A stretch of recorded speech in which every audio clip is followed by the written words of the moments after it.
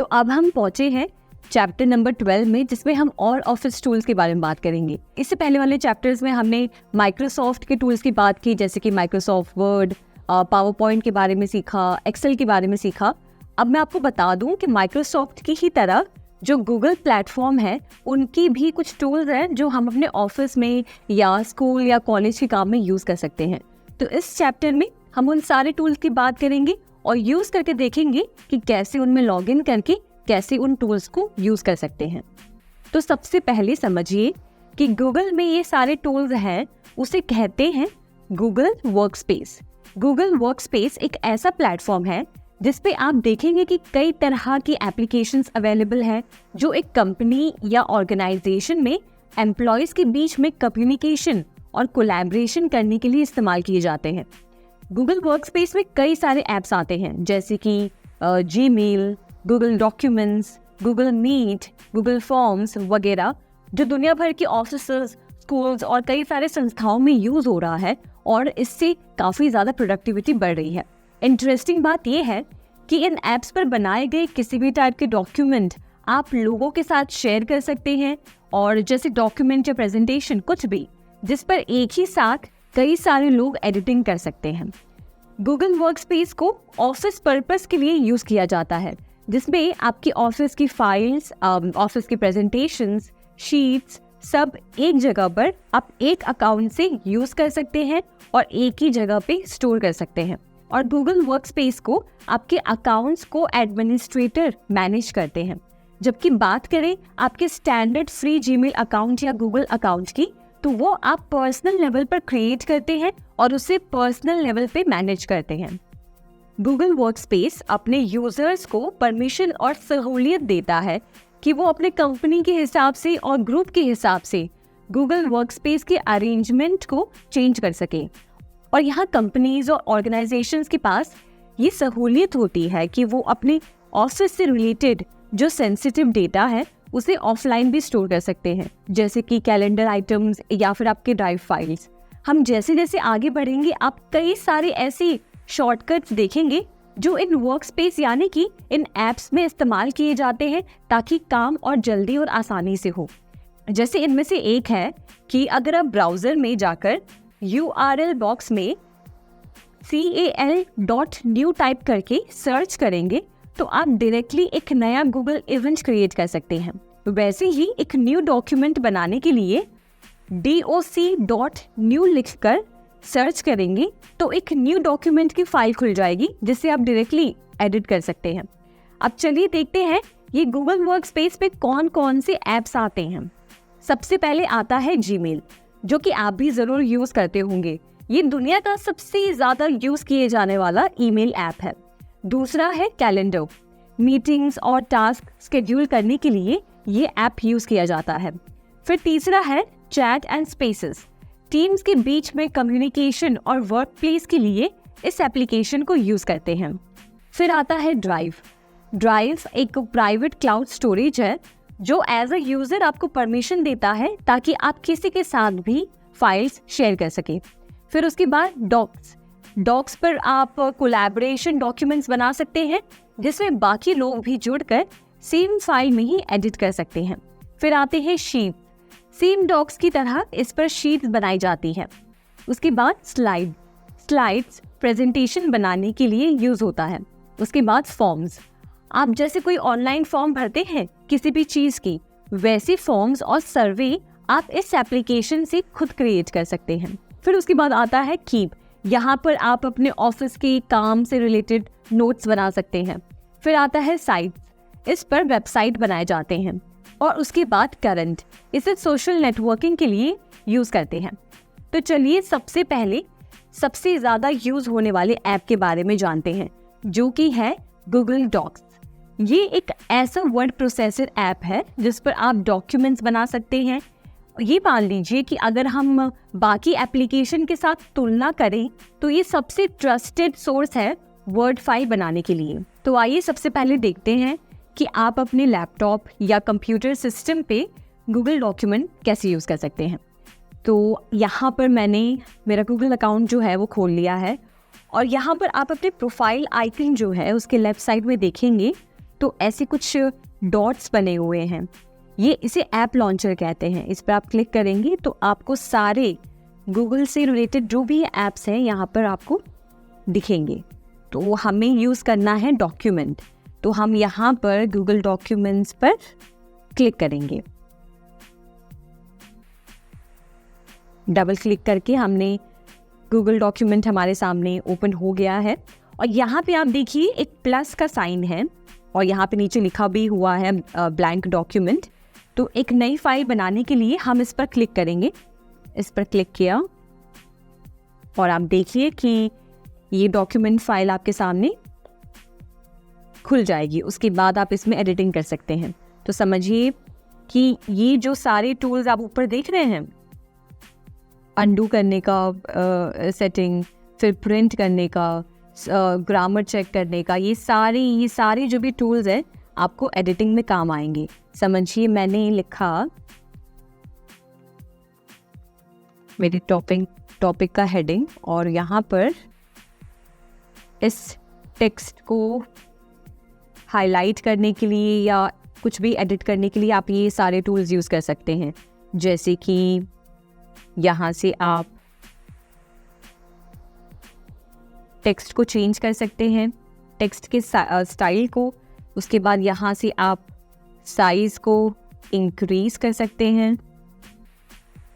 फिर यहाँ से देखिए इसे बोल्ड कर सकते हैं, इटैलिक कर सकते हैं, अंडरलाइन कर सकते हैं या फिर टेक्स्ट को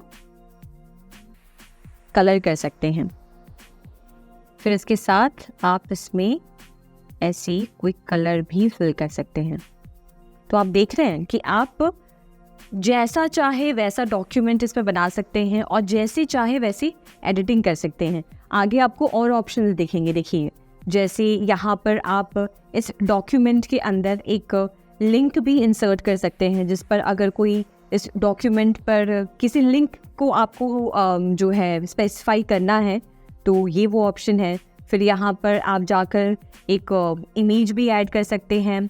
टेक्स्ट की अलाइनमेंट यहाँ से चेंज कर सकते हैं, सेंटर अलाइनमेंट, लेफ़्ट अलाइनमेंट, ये चारों ऑप्शंस हैं। फिर यहाँ पे लाइन और पैराग्राफ्स की स्पेसिंग की सेटिंग दी गई हुई है। यहाँ पे आप चेकलिस्ट बना सकते हैं।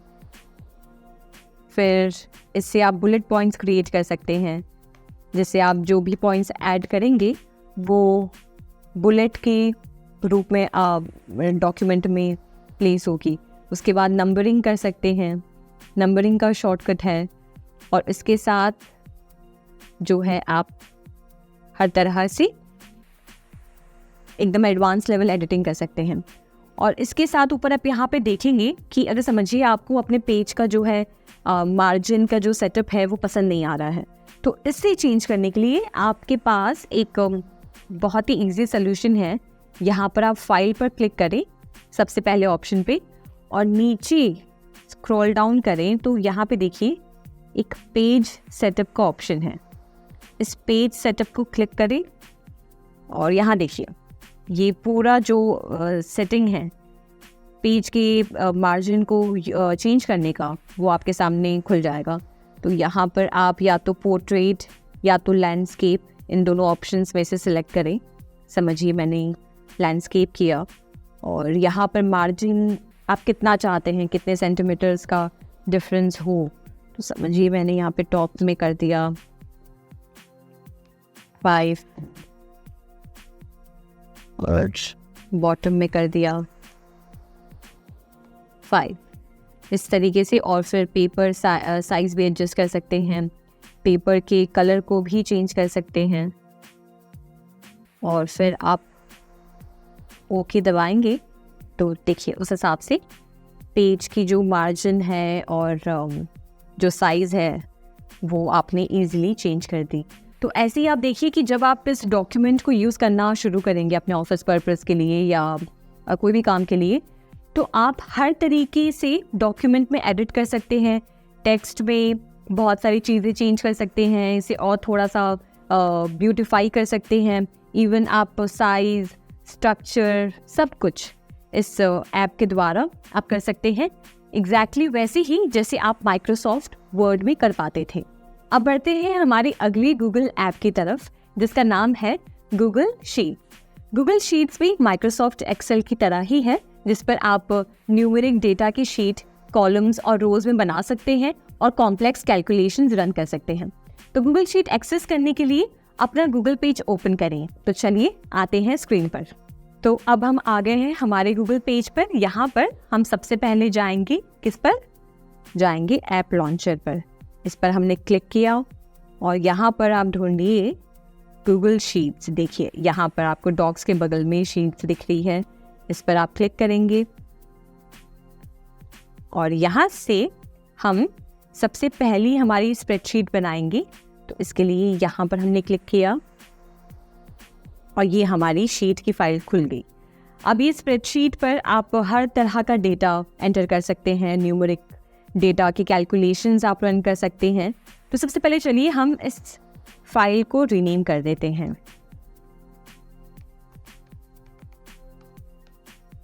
तो अब हमारा गूगल स्प्रेडशीट यहाँ पे खुल गया है। तो देखिए कि हमने हमारी फाइल को यहाँ पर रीनेम कर दिया है चैप्टर 1 से। आप चाहें तो उसे वापस रीनेम कर सकते हैं, कुछ भी। हमने चैप्टर 12 डाल दिया यहाँ पर और हम यहाँ पर रोज़ और कॉलम्स में हमारे डेटा को एंटर कर सकते हैं। समझिए जैसे कि मैं एक क्लास की डेटा बना रही हूँ, तो मैंने यहाँ पर नेम ऑफ स्टूडेंट लिख दिया। फिर उसके बाद समझिए एज, जेंडर, रोल नंबर और मार्क्स ऑब्टेन्ड। तो इस तरीके से आप देखिए शीट्स में चेंजेस कर सकते हैं। तो देखिए मैंने यहाँ पे क्या किया है कि रोज़ में मैं जो भी डेटा एंटर करना चाह रही थी मैंने एंटर कर दिया। उसके बाद समझिए यहाँ पर आप डेटा एंटर कर रहे हैं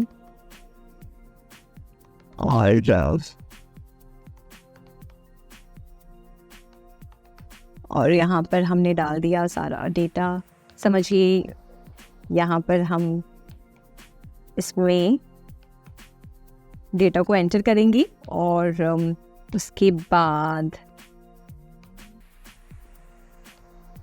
आप ऐसे सारे डेटा को एक साथ एक जगह पर ऑर्गेनाइज कर सकते हैं।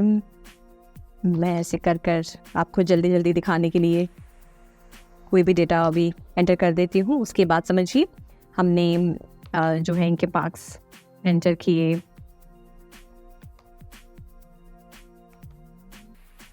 और फिर इस तरीके से आप हर तरह का डेटा यहाँ पर गूगल शीट पे बना सकते हैं, यानी कि हमारे गूगल स्प्रेडशीट पर, और कैलकुलेशंस रन कर सकते हैं। जैसे कि डॉक्स में हमारे पास काफ़ी सारे ऑप्शंस थे टेक्स्ट को एडिट करने का, वैसे ही आपको यहाँ पर भी काफ़ी सारे ऑप्शंस दिखेंगे। जैसे कि आप सिलेक्ट कर कर टेक्स्ट को बोल्ड कर सकते हैं, टेक्स्ट की साइज़ चेंज कर सकते हैं यहाँ से। जैसे देखिए मैंने इसको बढ़ा दिया, टेक्स्ट की साइज़ चेंज कर सकते हैं। इवन जैसे इससे पहले हमने गूगल डॉक्यूमेंट्स में किया, वैसे ही हम यहाँ पर कलर ऐड कर सकते हैं और जो है टेक्स्ट के स्टाइल को चेंज कर सकते हैं। प्लस हम यहाँ से पेज की साइज़ को इंक्रीज कर सकते हैं या फिर छोटा भी कर सकते हैं। और यहाँ से वही सेम चीज़ हम सारी चीज़ें परफॉर्म कर सकते हैं। यहाँ से आप इस फाइल को शेयर कर सकते हैं दूसरों के साथ या फिर ईमेल पर भेज सकते हैं। इस स्प्रेडशीट को डाउनलोड कर सकते हैं माइक्रोसॉफ्ट एक्सेल के फॉर्मेट में या फिर ओपन डॉक्यूमेंट में, या फिर इसकी एक PDF बना सकते हैं, रीनेम कर सकते हैं, कोई और किसी और फोल्डर में मूव कर सकते हैं, डिलीट कर सकते हैं। और इसमें जो आपने इससे पहले जो एडिटिंग की थी उन वर्जन्स को भी देख सकते हैं। तो यहाँ से ये सारे ऑप्शंस आपको मिल जाएंगे। और यहाँ से देखिए मैं आपको बताती हूँ कि इस फाइल को कैसे किसी के साथ भी आप शेयर कर सकते हैं। तो यहाँ देखिए शेयर का ऑप्शन है, इस पर मैंने क्लिक किया और यहाँ से मैं समझिए ये जो रिस्ट्रिक्टेड है ये बताता है कि कौन इस फाइल को एक्सेस कर सकता है। तो मुझे कोई प्रॉब्लम नहीं है कोई भी इस फाइल को ओपन करे, तो इसलिए मैंने एनीवन विद द लिंक कर दिया है और एज अ व्यूअर उनको रखा है यहाँ पर। और यहाँ से आप इस स्प्रेडशीट की लिंक कॉपी कर सकते हैं और फिर जिसे चाहे उसे शेयर कर सकते हैं। तो ये था एक आसान तरीका कि कैसे आप स्प्रेडशीट को यूज़ कर सकते हैं, और यूज़ करके ज़रूर देखिएगा। ये बहुत ही प्रोडक्टिव एक टूल है जो आपको हर तरह के ऑफिस के काम में इस्तेमाल आप कर सकते हैं। तो फिर आगे बढ़ते हैं हमारे अगले ऐप की तरफ। अब जैसे कि हमने शुरुआत में बात की थी कि आप गूगल वर्कस्पेस में गूगल फॉर्म्स क्रिएट कर सकते हैं, यानी कि आपने देखा होगा कोई भी सर्वे होता है या आप कोई ऑनलाइन सर्वे लेते हैं तो उसमें आपको एक फॉर्म फिलअप करना होता है जिसमें आप कुछ ऑप्शन सिलेक्ट करते हैं, फिर उस फॉर्म को सबमिट करते हैं। अब ये फॉर्म आप खुद से अपने गूगल अकाउंट पे बना सकते हैं। तो चलिए बताती हूँ कि कैसे आप इसे बना सकते हैं। तो आप अपने गूगल वर्कस्पेस पे जाएंगे, यहाँ पर मैंने अपना गूगल अकाउंट खोल दिया है और यहाँ पर हम वापस जाएंगे हमारे ऐप लॉन्चर पर। तो इस पे आप क्लिक करें, यहाँ पे नीचे आए ऐसे और देखें कि यहाँ पर फॉर्म्स का ऑप्शन है। इस फॉर्म के ऑप्शन को क्लिक करें। अब हमारे सामने हमारी गूगल फॉर्म्स की जो पेज है वो ओपन हो गई है और यहाँ से हम एक नया फॉर्म क्रिएट करेंगे ब्लैंक फॉर्म पर क्लिक करके। हाँ जी, अब ये फॉर्म ओपन हो गया है। अब यहाँ से आप फॉर्म को रिनेम करें। समझिए ये फॉर्म हम बना रहे हैं कोई हेल्थ सर्वे पे, ठीक है। तो यहाँ से मैंने फॉर्म को रिनेम कर दिया और फिर उसके बाद समझिए आपने कोई डिस्क्रिप्शन डाल दिया कि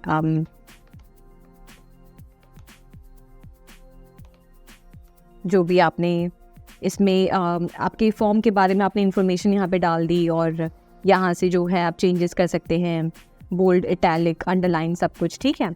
उसके बाद हम यहाँ पर नीचे देखिए एक क्वेश्चन का ऑप्शन है, यानी कि आपके सर्वे में आप कौन सा क्वेश्चन डालना चाहते हैं यहाँ से आप एंटर करेंगे। जैसे समझिए ये हेल्थ सर्वे है तो मैंने डाल दिया कि what time do you have your breakfast, ठीक है। अब इसमें मैंने ऑप्शन डाल दिया। ऑप्शन 1 में 7 AM, ऑप्शन 2 में आपने यहाँ पे डाल दिया 9 AM, यहाँ पे ऑप्शन 3 में आपने डाल दिया 11 AM। ऐसे इस तरीके से आप इतने सारे ऑप्शंस, मतलब चाहे जितने चाहे ऑप्शंस को भी क्वेश्चन के लिए सिलेक्ट कर सकते हैं और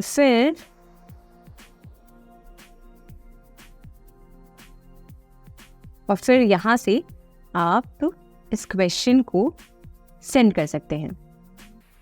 अब समझिए आपको ये जो लिंक है, ये फॉर्म के लिंक या ये फॉर्म आपको भेजना है, तो अगर आप ईमेल पे भेजना चाहते हैं तो यहाँ पे आप उस इंसान का ईमेल एड्रेस ऐड करेंगे। जैसे समझिए मैं खुद को ही ईमेल भेजती हूँ, यहाँ से देखिए मेरा ईमेल अकाउंट डिस्प्ले हो रहा है, तो मैं इस पर क्लिक करके ये फॉर्म मुझे अब शेयर हो जाएगी और यहाँ पे फॉर्म को इंक्लूड करने का ऑप्शन हमने कर दिया।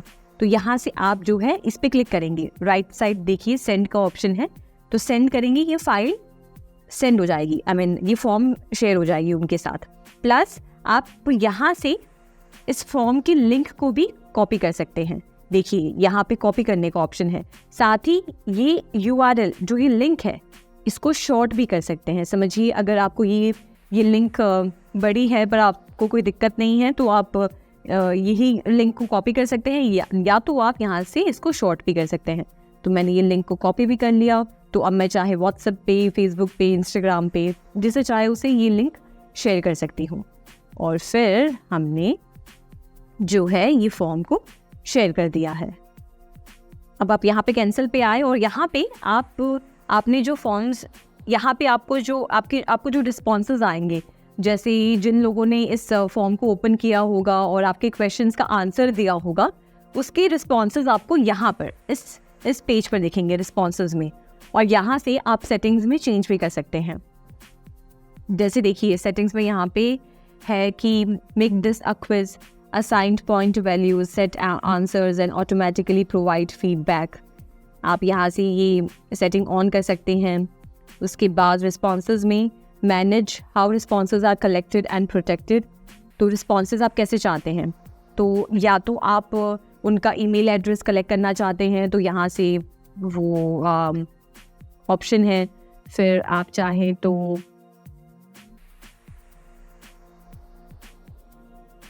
यहाँ से सारा जो भी है डिफ़ॉल्ट सेटिंग्स भी आप यहाँ से कर सकते हैं। तो ये रहा, हमने फॉर्म क्रिएट किया और अब जब चाहे जिसे चाहे उसे ये फॉर्म शेयर कर सकते हैं। अब आप अपने इस फॉर्म के आइकन पर क्लिक करेंगे तो आप देखेंगे कि हमने जो फॉर्म बनाया था वो यहाँ पर दिख रहा है, और आप जब चाहे इस फॉर्म में आकर इसे क्लिक कर कर एडिट कर सकते हैं और यहाँ से रिस्पॉन्सेस चेक कर सकते हैं। तो है ना काफ़ी कूल। अब हम हमारे अगली तरफ की गूगल ऐप की तरफ बढ़ते हैं जिसे कहते हैं गूगल ड्राइव। गूगल ड्राइव समझिए एक क्लाउड स्टोरेज है, एक ऑनलाइन प्लेटफॉर्म है जिस पे आप अपने फ़ोन का या आपके लैपटॉप या आपके कंप्यूटर सिस्टम का सारा डेटा इस ड्राइव पे अपलोड कर सकते हैं, और इस ड्राइव पे आपका सारा डेटा सेफ और सिक्योर रहता है। और सबसे कमाल की बात ये है कि गूगल ड्राइव पे आपने जो भी फाइल्स अपलोड की हैं उनको आप किसी के साथ भी शेयर कर सकते हैं, और वो जब चाहे तब उस फाइल को उस लिंक के थ्रू ओपन करके देख सकते हैं। तो अब बढ़ते हैं गूगल ड्राइव को यूज़ करने की तरफ।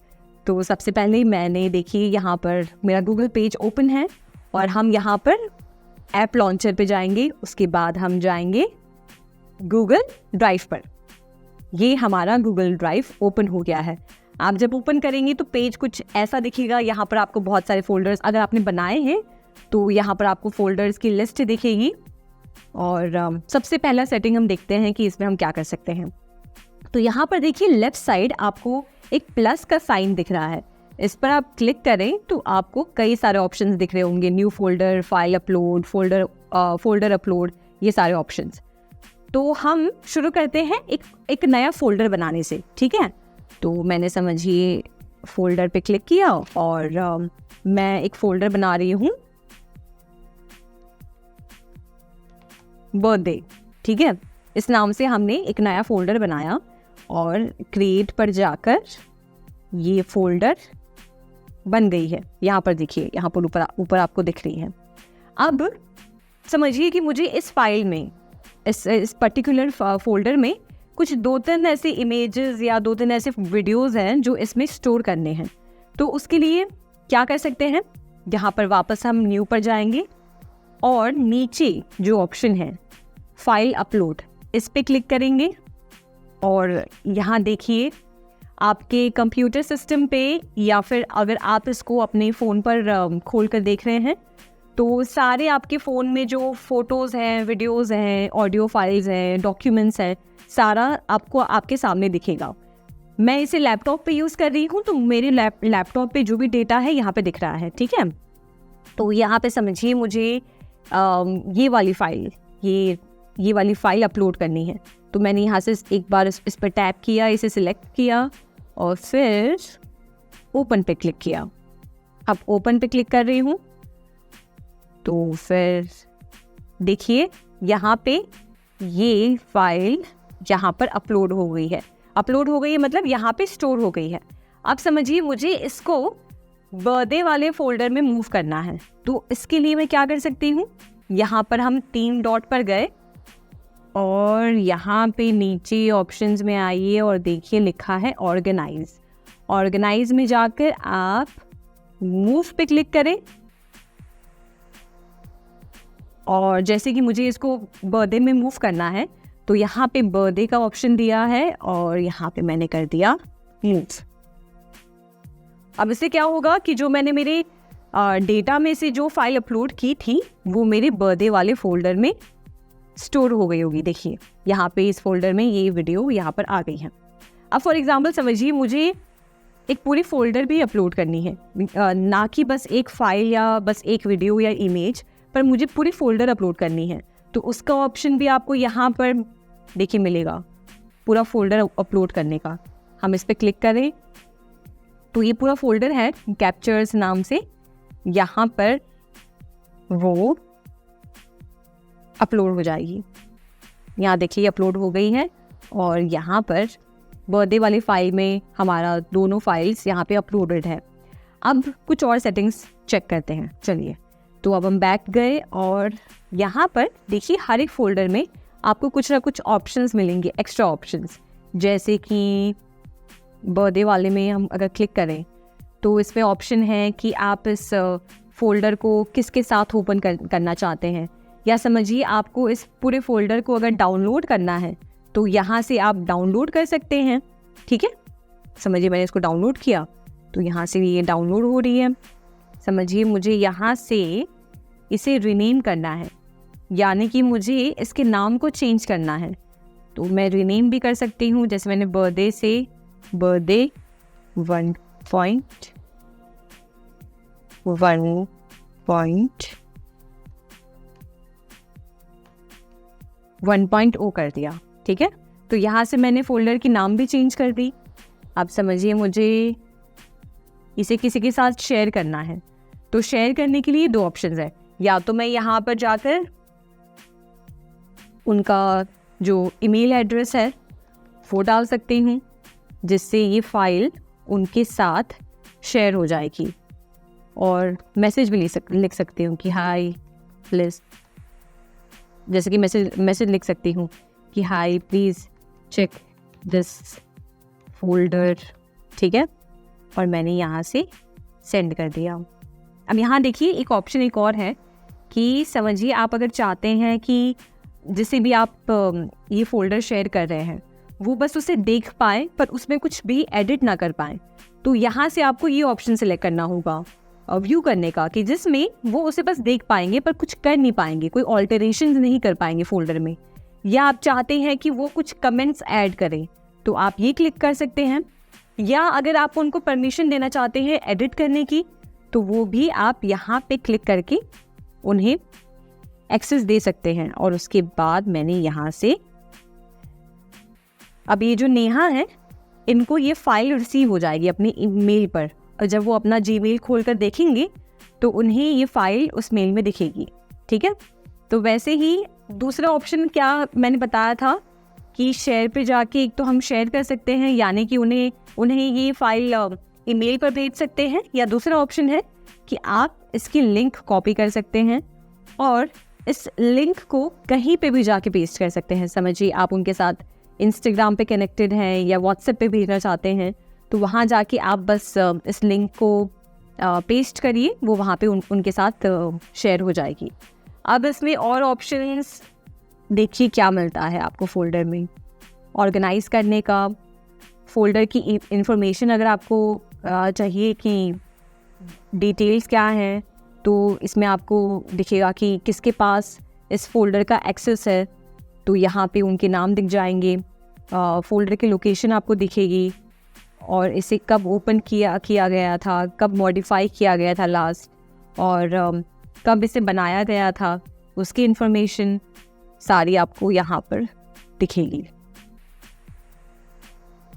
और यहाँ पे एक्टिविटी आपको पता चल जाएगा कि आपके फोल्डर के साथ कौन सी एक्टिविटी की गई है। जैसे समझिए मैंने ये फोल्डर अभी इसे इस फोल्डर से इस फोल्डर में मूव किया था, तो वो एक्टिविटी बता रहा है। ये बता रहा है कि you created an item in my drive 1, यानी कि मैंने अपने गूगल ड्राइव पे 1 नाम से एक फ़ोल्डर बनाया, तो वो एक्टिविटी दिख रही है। तो ये डिटेल इन्फॉर्मेशन है जो आप फाइल्स को लेकर यहाँ पर देख सकते हैं, और बाकी आप इसे यहाँ से डिलीट कर सकते हैं। मूव टू बिन कर देंगे तो ये फोल्डर यहाँ से डिलीट हो गया है। और फिर आप यहाँ पे आएँ, अगर हम होम पे आएंगे तो आपको सारी फाइल्स यहाँ पर दिखेगी। यहाँ से आप या तो फाइल्स के ऑप्शन पे, अगर आप फाइल्स को देखना चाहते हैं पर्टिकुलर हर एक फाइल्स को, तो ये यहाँ से सिलेक्ट करें। फोल्डर्स को चेक करना चाहते हैं कि बस जो फोल्डर्स बने हुए हैं बस वो दिखें, तो आप फोल्डर्स को सिलेक्ट कर सकते हैं।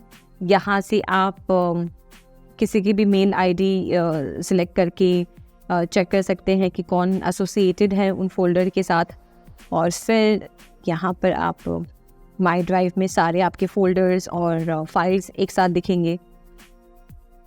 फिर अब इसमें शेयर विथ मी में आपको वो फोल्डर्स दिखेंगे या वो फाइल्स दिखेंगी जो आपने खुद क्रिएट नहीं किए हैं, पर आपको किसी ने शेयर किया है, आपके ऑफिस में किसी ने शेयर किया है या आपके किसी दोस्त ने शेयर किया है, तो वो आपको यहाँ पे दिखेगा।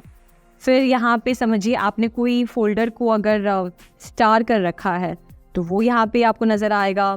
फिर आपने जैसे कोई फोल्डर डिलीट की है, जैसे हमने अभी 2 मिनट पहले 1 नाम का जो फोल्डर था उसे डिलीट किया था, तो वो यहाँ पे आपको दिख रहा है। इसे हम परमानेंटली यहाँ से हटा सकते हैं, डिलीट फॉर एवर करके। तो ये हमेशा हमेशा के लिए इसका नामो निशान हमारे गूगल ड्राइव से मिट जाएगा। अब समझिए गूगल ने आपको ये प्रोडक्ट दे दिया है कि आप यहाँ पे अपनी फाइल्स और डेटा को स्टोर कर सकते हैं, पर इसकी भी एक लिमिटेशन है कि आप फ्री में फाइल्स बस 15 GB तक ही इस पे अपलोड कर सकते हैं। जैसे देखिए मैंने अपना यहाँ पे स्टोरेज वाला ऑप्शन खोला हुआ है और मेरे पास 15 GB हैं, जिसमें से मैंने बस 25 MB यूज़ किया है, तो मेरे पास काफ़ी स्पेस बचा हुआ है। पर अगर आप चाहते हैं कि इसमें आप और फाइल्स अपलोड करें और स्पेस इंक्रीज़ हो, तो उसके लिए आपको ऑनलाइन सब्सक्रिप्शन लेना पड़ता है। तो देखिए इसमें सारी इन्फॉर्मेशन है कि मेरे गूगल ड्राइव ने कितना स्पेस यूज़ किया है। ये ब्लू वाला पार्ट दिख रहा है गूगल ड्राइव का। फिर ये जो येलो पार्ट है वो बता रहा है कि गूगल फ़ोटोज़ में कितने फाइल्स अपलोड किए गए हैं, मतलब कितना स्पेस यूज़ हुआ है। फिर रेड वाले पार्ट में आपको दिखेगा कि कितना जीमेल यूज़ हुआ है। तो ये था बेसिक स्टोरेज, जो इन्फॉर्मेशन आप यहाँ से ले सकते हैं। और साथ ही साथ आप यहाँ से अननेसेसरी जो स्पेस है उसे भी थोड़ा सा क्लीन कर सकते हैं इस क्लीन अप स्पेस में जाकर। जैसे देखिए मैंने क्लिक किया है और यहाँ पर ड्राइव में अभी मैंने कोई ज़्यादा कोई फाइल्स अपलोड नहीं की है, इसलिए नहीं दिख रहा है। पर देखिए इसने बता दिया है कि लार्ज आइटम्स आपके कितने सारे हैं इस ड्राइव पर। तो यहाँ पे देखिए, यहाँ पे समझिए मुझे इनमें से कोई भी फाइल की ज़रूरत नहीं है, तो मैं यहाँ पर जाकर तुरंत रिव्यू एंड क्लीन अप पे ऑप्शन पे क्लिक करके इन फाइल्स को सिलेक्ट करके, जैसे एक ये सिलेक्ट कर लिया, ये सिलेक्ट कर लिया, फिर ये सिलेक्ट कर लिया, जो भी फाइल्स की मुझे ज़रूरत नहीं है मैं उसे डिलीट पे जाके क्लिक करके उसे परमानेंट बेसिस पे, मतलब देखिए गूगल आपको बता रहा है कि this will permanently delete your files, collaborators will also lose access. यानी कि आप जो फाइल्स या फोल्डर्स डिलीट कर रहे हैं वो आपके अकाउंट से तो डिलीट होगी ही, पर साथ ही साथ उनके अकाउंट से भी डिलीट होगी जिनको आपने इस फाइल्स को शेयर किया है। तो ये बात का ध्यान रखें, क्योंकि ये फाइल्स परमानेंट बेसिस पे डिलीट हो जाते हैं, इसको आप रिकवर नहीं कर सकते हैं। तो मुझे इसकी ज़रूरत नहीं है, तो मैं परमानेंटली डिलीट पे क्लिक करूँगी और देखिए वो अननेसेसरी फाइल्स थे वो डिलीट हो गए। और अब मेरे ड्राइव पर यहाँ पर आप देखेंगे तो ज़्यादा स्पेस भी मुझे मिल गया है। तो इसमें बता रहा है कि you have got 15 GB of storage, यानी कि जो स्पेस 25 MB जो भी यूज़ हुआ था वो क्लियर हो चुका है। और फिर देखिए समझिए फॉर एग्जांपल आपकी 15 GB फाइल, जो आपकी 15 GB स्पेस है वो यूज़ हो गई है, और अगर आप चाहते हैं कि आप और स्पेस इसमें लाना चाहते हैं तो यहाँ पे गेट मोर स्टोरेज में मंथली और एनुअल प्लान दिया गया है, जिसमें आप एक्स्ट्रा स्पेस परचेज कर सकते हैं। इस तरीके से आप गूगल ड्राइव टूल को एक्सप्लोर करें और इसके हर एक फीचर्स को यूज़ करें। अब बढ़ते हैं हमारे दूसरे गूगल ऐप की तरफ, जिसका नाम है गूगल स्लाइड्स। गूगल स्लाइड्स पर आप प्रेजेंटेशंस बना सकते हैं, जैसे आपने माइक्रोसॉफ्ट पावर पॉइंट में देखा, ठीक है। अब बस फ़र्क इतना है कि ये प्रेजेंटेशन के लिए आपको कोई स्पेशल सॉफ्टवेयर इंस्टॉल करने की ज़रूरत नहीं पड़ती। आप अपने वेब ब्राउज़र में जाके इसे सर्च कर सकते हैं और ऑनलाइन प्रेजेंटेशंस क्रिएट कर सकते हैं। और सबसे अच्छी बात, आप इसको किसी के साथ भी शेयर कर सकते हैं और वो ऑनलाइन उसमें एडिटिंग कर सकते हैं, और जो भी चेंजेस वो करते रहेंगे वो आपको भी दिखते रहेंगे। तो देखते हैं कि गूगल स्लाइड्स कैसे एक्सेस कर सकते हैं। तो यहाँ पर जो है मैंने अपना गूगल पेज खोल दिया है और यहाँ पर हम वापस जाएंगे हमारे ऐप लॉन्चर पर। तो हम ऐप लॉन्चर पर गए और यहाँ पर गूगल स्लाइड्स देखिए, ये रहा। इस आइकन पे क्लिक किया, गूगल स्लाइड्स हमारे सामने ओपन हो गई है और अब हम ये जो प्लस का आइकन है इस पर क्लिक करेंगे एक ब्लैंक प्रेजेंटेशन बनाने के लिए। और देखिए ये रहा लेआउट पूरा गूगल स्लाइड्स का। तो यहाँ पे आप सारे एडिटिंग जैसे समझिए, यहाँ पे टाइटल ऐड किया हमने, कर दिया हेल्थ सर्वे के ऊपर कुछ बना रहे हैं और यहाँ से अनटाइटल्ड प्रेजेंटेशन है, इससे आप नाम दे सकते हैं। इस तरीके से आपने जो है इसे नेम कर दिया और यहाँ पे सारे टूल्स अवेलेबल हैं, प्रेजेंटेशन से लेकर सारे एडवांस से लेकर बेसिक टूल्स आपको मिल जाएंगे, जैसे कि टेक्स्ट फॉर्मेट करना, यहाँ से टेम्पलेट्स सिलेक्ट करना। जैसे देखिए थीम्स में अगर आप जाएंगे तो यहाँ पर आप क्लिक करेंगे तो इस हिसाब से जो इसके टेम्पलेट्स हैं वो चेंज कर सकते हैं। मैंने समझिए ये डिज़ाइन सेलेक्ट कर ली, फिर या तो फिर ये डिज़ाइन सेलेक्ट कर ली। इस तरीके से आपके पास ढेर सारे ऑप्शंस हैं जिसमें से आप सिलेक्ट कर सकते हैं। फिर आप चाहें तो इमेज ऐड कर सकते हैं, ठीक है, आप इमेज भी ऐड कर सकते हैं यहाँ से। ये सारे फॉर्मेटिंग टूल्स हैं और आप जैसे जैसे समझिए, मैंने यहाँ पर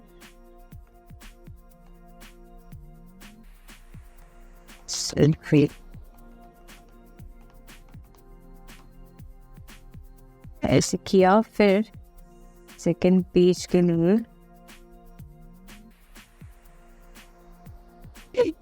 तो अब देखिए, अगर आप समझिए आपने अपना फर्स्ट जो पेज है प्रेजेंटेशन का वो क्रिएट कर लिया है, अब आप चाह रहे हैं कि आप दूसरे पेज पे जाएं, तो उसके लिए यहाँ पे देखिए प्लस आइकन है, इस प्लस आइकन पे क्लिक करके आप जितने चाहे उतने पेजेस ऐड कर सकते हैं। समझिए हमने ये फर्स्ट पेज बनाया, सेकंड पेज में हम स्पेसिफिक समझिए कुछ भी हमने लिख दिया, ठीक है, और यहाँ पे लिख दिया इस हिसाब से। फिर हम सारे इसके इंफॉर्मेशन यहाँ पे फीड कर सकते हैं।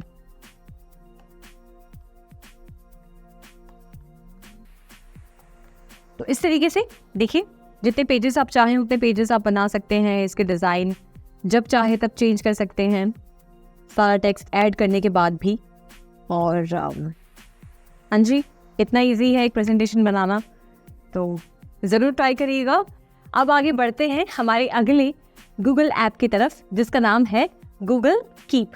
अब इस प्लेटफॉर्म पे आप क्या कर सकते हैं, सिंपल नोट्स बना सकते हैं और उसे एडिट कर सकते हैं। तो चलिए देखते हैं कि इसे एक्सेस कैसे करते हैं। हमने यहाँ पे जाके ऐप लॉन्चर और ऑन किया और यहाँ पर आप देखें कीप नाम से जो ये ऐप है इसको ओपन करें। ये ओपन हो गया और यहाँ पर सबसे अमेजिंग बात ये है कि आप किसी भी टाइप का नोट बना सकते हैं। समझिए मैंने यहाँ पे लिखा थिंग्स टू बाय, टाइटल बना दिया और नोट में मैंने पहला नोट बना दिया कि वाटर बॉटल, फिर कुछ भी ऐसे आपने चीज़ें लिख दी, यहाँ पे टाइप कर दी और फिर इसे आप किसी भी तरीके से एडिट कर सकते हैं। वो कैसे कि यहाँ पे समझिए आपने जो नोट बनाया है इसका आप एक रिमाइंडर सेट करना चाहते हैं, जिससे ये ऐप आपको फ़ोन पे आपको रिमाइंड कर दे, आपको रिमाइंडर भेज दे एक नोटिफिकेशन के ज़रिए कि आपको ये टास्क करने हैं। तो यहाँ से आप रिमाइंडर सेट कर सकते हैं, या तो देखिए यहाँ पे ऑप्शन है कि आज 8 बजे ये रिमाइंडर आपको आ जाए, या कल सुबह 8 बजे आपको रिमाइंडर आ जाए, या नेक्स्ट वीक मंडे को 8 बजे रिमाइंडर आ जाए। अगर आप इनमें से कोई ऑप्शन नहीं सिलेक्ट करना चाहते तो आप जाके अपना खुद का जो है डेट और टाइम यहाँ से सिलेक्ट कर सकते हैं और फिर यहाँ से सेव कर सकते हैं। तो ऐसे आपका रिमाइंडर सेट हो गया। फिर आप ये जो नोट है आप इसमें किसी को भी एज ए कोलैबोरेटर ऐड कर सकते हैं। यानी कि ये नोट आप किसी के साथ शेयर कर सकते हैं ताकि वो भी इसे एक्सेस कर पाए और इसे यूज़ कर पाए और चेंजेस कर पाए। तो एक सेकेंड ऑप्शन ये आपको मिल जाता है, बढ़िया। फिर आप यहाँ पे बैकग्राउंड चेंज कर सकते हैं। देखिए अलग अलग कलर्स के, अलग अलग पैटर्न्स के यहाँ पे बैकग्राउंड्स हैं, तो ये चीज़ आप कर सकते हैं जो इंटरेस्टिंग है। फिर इसमें इमेज ऐड कर सकते हैं, ऐड इमेज, कोई भी इमेज ऐड कर दिया और फिर आपके नोट के साथ वो इमेज प्रोसेस होकर आपके नोट में ऐड हो जाती है। और यहाँ से आप बाकी सेटिंग्स यूज़ कर सकते हैं, जैसे नोट को डिलीट करना हो तो यहाँ से कर लीजिए, फिर नोट की कॉपी बनानी हो या फिर इस नोट को एक गूगल डॉक्यूमेंट में कॉपी करना हो तो वो भी कर सकते हैं। तो ये सारे ऑप्शंस हैं जो आपको गूगल कीप में मिल जाते हैं। और इसी के साथ मैं आपको बताना चाहती हूँ कि अगर कोई नोट आप डिलीट करना चाहते हैं या वापस एडिट करना चाहते हैं तो बहुत ईजिली आप यहाँ पे जो 3 डॉट्स हैं इस पर क्लिक करिए और इसे डिलीट कर दीजिए, तो ये आपके इस स्टोरेज में से डिलीट हो जाएगी। फिर अगर समझिए आपको ये भी डिलीट करना है तो मैंने ये भी डिलीट कर दिया। और इतने आसान तरीके से आप गूगल कीप पे कोई भी नोट एडिट कर सकते हैं। ये एप्लीकेशन ज़रूर यूज़ करिए अगर आपकी आदत है कि आप हर चीज़ों की नोट्स बनाते हैं पेपर पर या कहीं कॉपी पर, तो ये डिजिटली आप इस पे स्विच करिए और देखिए कि ये आपके लाइफ को कितना आसान बनाता है। चलिए अब बढ़ते हैं हमारे अगले गूगल ऐप की तरफ, जिसका नाम है गूगल कैलेंडर। इसके बारे में आपने सुना होगा। ये एक ऐसा प्लेटफॉर्म है जहां पर आप अपने टास्क और इवेंट्स की रिमाइंडर सेट कर सकते हैं। तो चलिए देखते हैं कि गूगल कैलेंडर को कैसे एक्सेस कर सकते हैं। तो सबसे पहले हम अपने गूगल पेज पे आ जाएंगे और यहाँ पर आप ऐप लॉन्चर पर जाएंगे और यहाँ पर देखिए कैलेंडर का ऑप्शन है। इस कैलेंडर के ऑप्शन को क्लिक करें और जैसे ही आप क्लिक करेंगे तो हमारे सामने गूगल कैलेंडर ओपन हो गया है।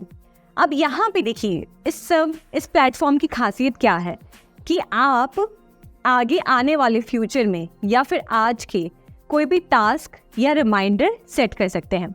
फॉर एग्जाम्पल समझिए आज से 10 दिन बाद मुझे कोई इम्पोर्टेंट कुछ इवेंट अटेंड करना है। अब जनरली क्या है कि मुझे 10 दिन बाद वो चीज़ याद रहे ना रहे या फिर मुझे कहीं लिखना होगा, इससे अच्छा आप इसमें वो रिमाइंडर, वो इवेंट का रिमाइंडर सेट कर दें, जिससे आपको उस दिन आपका खुद गूगल अकाउंट आपको एक रिमाइंडर भेज देगा कि नेहा आपका इवेंट आज है, आपको 12 बजे ये इवेंट अटेंड करना है। तो इसके लिए हम क्या करेंगे, समझिए आप उस डेट को सिलेक्ट करें जहाँ पे आप रिमाइंडर या टास्क ऐड करना चाह रहे हैं। यहाँ पे समझिए मैंने 21 तारीख चुनी है जहाँ पे मैं रिमाइंडर ऐड करना चाहती हूँ। मैंने इसे क्लिक किया और यहाँ पे इवेंट के ऑप्शन में मैंने यहाँ पे डाल दिया इम्पॉर्टेंट फंक्शन। ठीक है, अब ये रिमाइंडर का टेक्स्ट है और संडे का दिन है। यहाँ पे मैंने टाइम ऐड कर दिया, 5:30 बजे। और फिर यहाँ पे एक ऐड गेस्ट नाम से एक ऑप्शन भी है, जिसमें आप क्या कर सकते हैं कि किसी भी इंसान को आप इसमें ऐड कर सकते हैं, अपने फ्रेंड्स को, अपने रिलेटिव्स को, या फिर ऑफिस में काम करने वाले आपके कलीग्स, उनकी ईमेल आईडी को मेंशन करके आप एक बार उन्हें ऐड करेंगे इसमें, तो उनके पास भी ये जो रिमाइंडर है उनके कैलेंडर में ऐड हो जाएगा, जिसकी वजह से वो भी एक रिमाइंडर रिसीव कर पाएंगे और फिर यहाँ जाके आप इसे सेव कर दें। देखिए ये पूछ रहा है कि would you like to send invitation emails to Google Calendar guest. तो यस, मैं इन्विटेशन ईमेल्स सेंड करना चाह रही हूँ, तो मैं यहाँ पे सेंड क्लिक करूँगी और फिर ये इवेंट जो 21 तारीख की है यहाँ पे सेट हो गई है और मुझे इस दिन रिमाइंडर आ जाएगा। आप समझिए कि मुझे उसी दिन कोई 2-3 ऐसे टास्क हैं जो मुझे करने हैं और मैं ना भूलूं, इसके लिए मैं यहाँ पे वो टास्क भी ऐड कर दूँगी। तो मैंने यहाँ पे डेट पे सिलेक्ट किया, इससे वापस ऐसे टाइप किया और यहाँ पे देखिए टास्क का ऑप्शन है। एक तो हो गया इवेंट का ऑप्शन और दूसरा हो गया टास्क का ऑप्शन। तो टास्क पे सिलेक्ट किया और यहाँ पे मैंने लिख दिया कार वॉश। मैंने कार वॉश का डाल दिया है, और यहाँ पे अगर मैं चाहूँ तो टाइम डाल सकती हूँ अपने हिसाब से। मैंने 9 AM डाल दिया और इसे सेव कर दिया। अब इसी तरीके से मैं उसी सेम डेट में बहुत सारे टास्क डाल सकती हूँ, जिससे कि आपको एक फ़ोन पर रिमाइंडर मिल जाता है। जैसे आपको नोटिफिकेशंस आते हैं कोई भी ऐप्स की, व्हाट्सएप की, वैसे ही गूगल कैलेंडर आपके फ़ोन पर ये सब नोटिफिकेशंस भेजेगा कि आपने आज के दिन ये सारे इवेंट्स या टास्क अपने गूगल कैलेंडर पे ऐड कर रखे थे। और इस तरीके से आप इस ऐप का, इस प्लेटफॉर्म का भरपूर फ़ायदा उठाइए, क्योंकि ये बहुत ईजिली आपके टास्क को पूरे मंथ के लिए अलाइन करने में हेल्प करता है। अब समझिए कि आपको कोई टास्क है जो आपको लग रहा है कि आपने गलत ऐड कर दिया है और आपको उसको एडिट करना है, तो वो बहुत आसानी से आप कर सकते हैं। जैसे मैंने यहाँ पे कार वॉश को सिलेक्ट किया, ठीक है, और मैंने यहाँ पे एडिट में जाके, एडिट टास्क में जाकर यहाँ पर मैंने कार वॉश को हटा के कुछ और टास्क ऐड कर दिया और इसे फिर सेव कर दिया। अब मुझे समझिए इसी टास्क की ज़रूरत नहीं है, तो मैं इसे वापस क्लिक करके इसे यहाँ से डिलीट भी कर सकती हूँ। अब ये टास्क डिलीट हो गया, तो इतनी आसानी से देखिए आप अपने पूरे महीने का जो है टास्क क्रिएट कर सकते हैं। अब समझिए आपको लग रहा है कि ये पूरे महीने का एक साथ मतलब थोड़ा सा बहुत ही ज़्यादा मैसी लग रहा है, कैसे करें ऑर्गेनाइज, समझ नहीं आ रहा।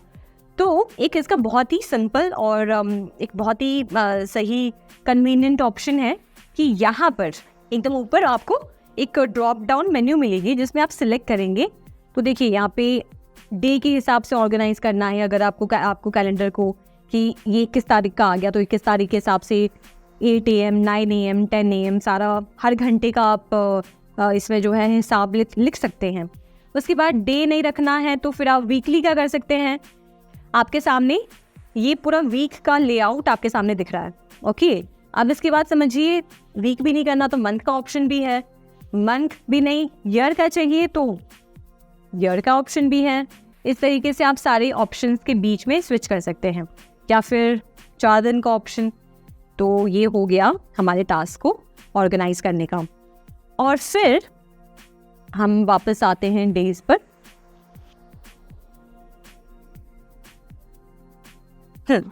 और फिर समझिए कि आप चाह रहे हैं कि कोई भी टास्क को मतलब अगर समझिए कि आपने आज कोई टास्क डाल रखा था, आज यहाँ पर 13 तारीख है और आपने 13 तारीख में कोई टास्क डाल रखा था जो आप मेंशन करना चाहते हैं इसमें कि वो टास्क कंप्लीट हो गया है, तो वो भी आप कर सकते हैं। जैसे समझिए मैंने आज टास्क डाल दिया, एक कोई भी टास्क कार वॉश ही डाल दिया और यहाँ पे मैंने सेव कर दिया, ठीक है। तो मैंने अभी टास्क आज के दिन जो था कंप्लीट कर दिया। तो इसे यहाँ से हटाने के लिए, ताकि ये टास्क पेंडिंग ना रहे, ताकि ये टास्क मुझे, इस टास्क का पेंडिंग नोटिफिकेशन मुझे कल परसों हर बार ना आए, उसके लिए मैं इस पर क्लिक करके इसे मार्क कंप्लीटेड पे क्लिक कर सकती हूँ। जिससे क्या होगा, ये टास्क इसमें कंप्लीट हो जाएगा और ये कैंसिल आउट हो जाएगा, जिसकी वजह से आपका जो पूरा जो स्केड्यूल है वो क्लीन नज़र आएगा और एक्स्ट्रा टास्क नहीं दिखेंगे। वैसे ही समझिए यहाँ पे 20 तारीख में मैंने 2-3 ऐसे कुछ टास्क और इवेंट ऐड कर रखे हैं। अब मुझे इनकी ज़रूरत नहीं है, तो मैं यहाँ जाके डिलीट पे क्लिक करूँगी तो ये डिलीट हो जाएगा। इस पर क्लिक किया, डिलीट हो गया, इस पर क्लिक किया, डिलीट हो गया।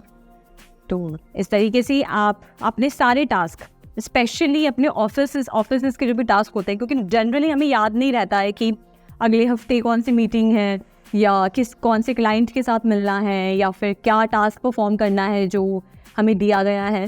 तो उसे एकदम प्रॉपरली सिस्टमैटिक तरीके से मैनेज करने के लिए आप ये गूगल कैलेंडर ज़रूर यूज़ करें, क्योंकि मैंने भी यूज़ किया है और मैं फील करती हूँ कि सारी चीज़ें एकदम ऑर्गेनाइज रहती हैं। आपको पता होता है कि ठीक है, आपको आज ये 3 टास्क परफॉर्म करने थे, आप कर पाए हैं या नहीं, और अगर आप नहीं कर पाए हैं तो नेक्स्ट डे फिर आप अपनी चीज़ें अच्छे से मैनेज कर पाते हैं। तो ये एक बहुत ही यूज़फुल टूल है, गूगल कैलेंडर का यूज़ ज़रूर करिए।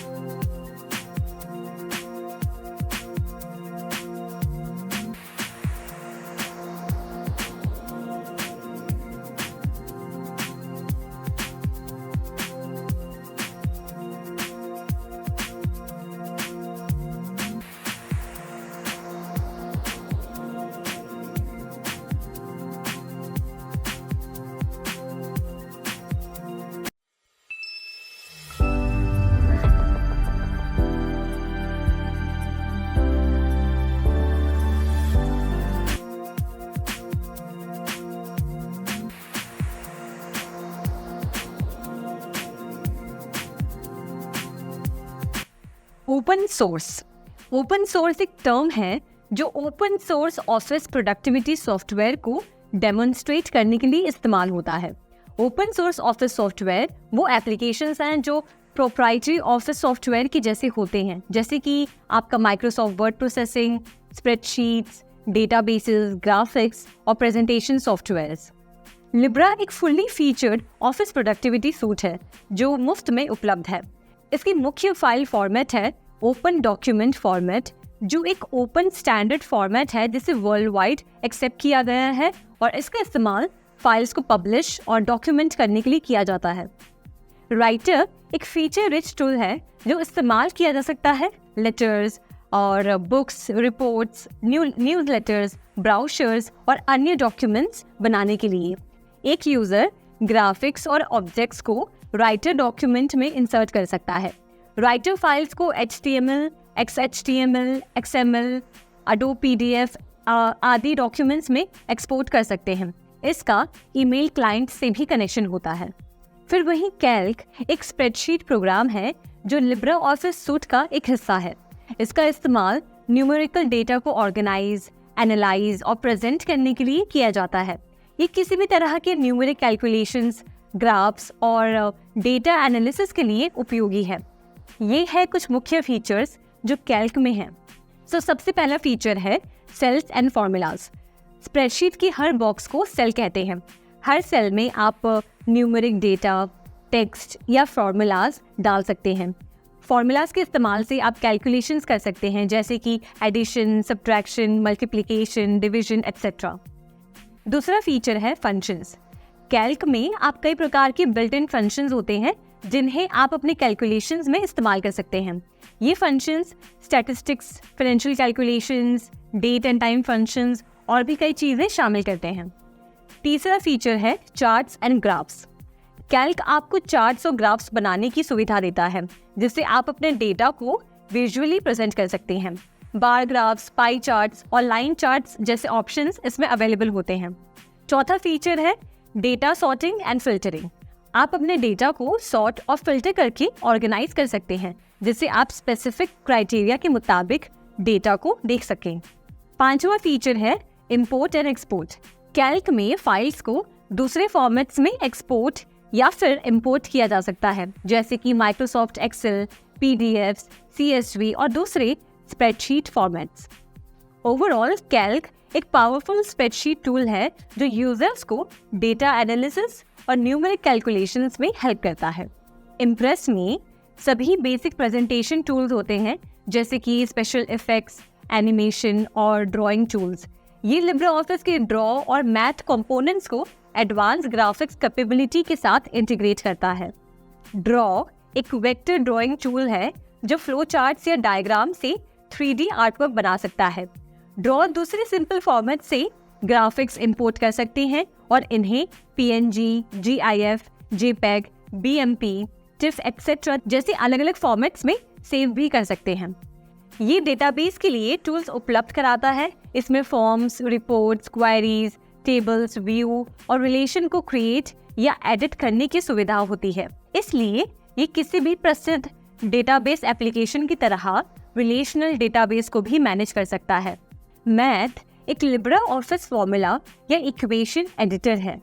इसका इस्तेमाल मुश्किल इक्वेशंस बनाने के लिए किया जा सकता है, जिसमें सिंबल्स और कैरेक्टर्स स्टैंडर्ड सेट में नहीं होते हैं, और इसका इस्तेमाल डॉक्यूमेंट फॉर्मूला क्रिएट करने के लिए किया जाता है।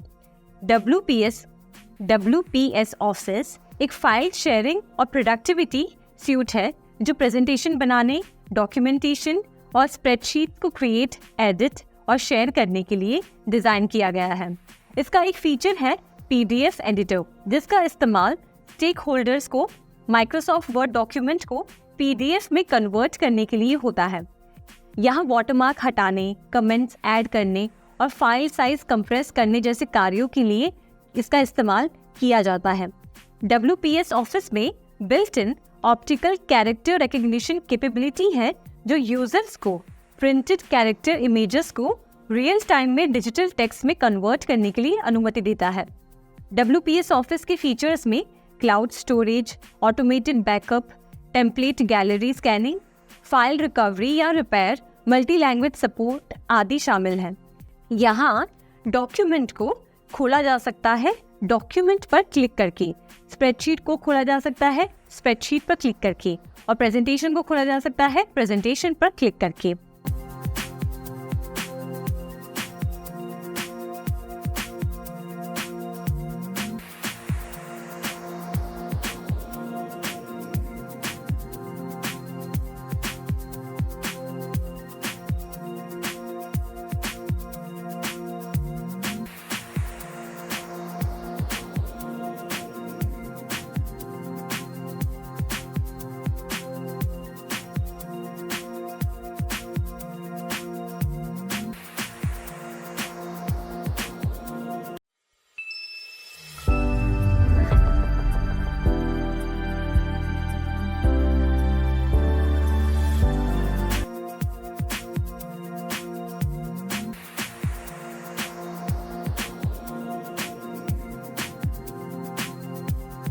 Zoom एक real time video conferencing application है जो आप आसानी से यूज कर सकते हैं ऑनलाइन मीटिंग्स अटेंड करने के लिए या फिर क्रिएट करने के लिए।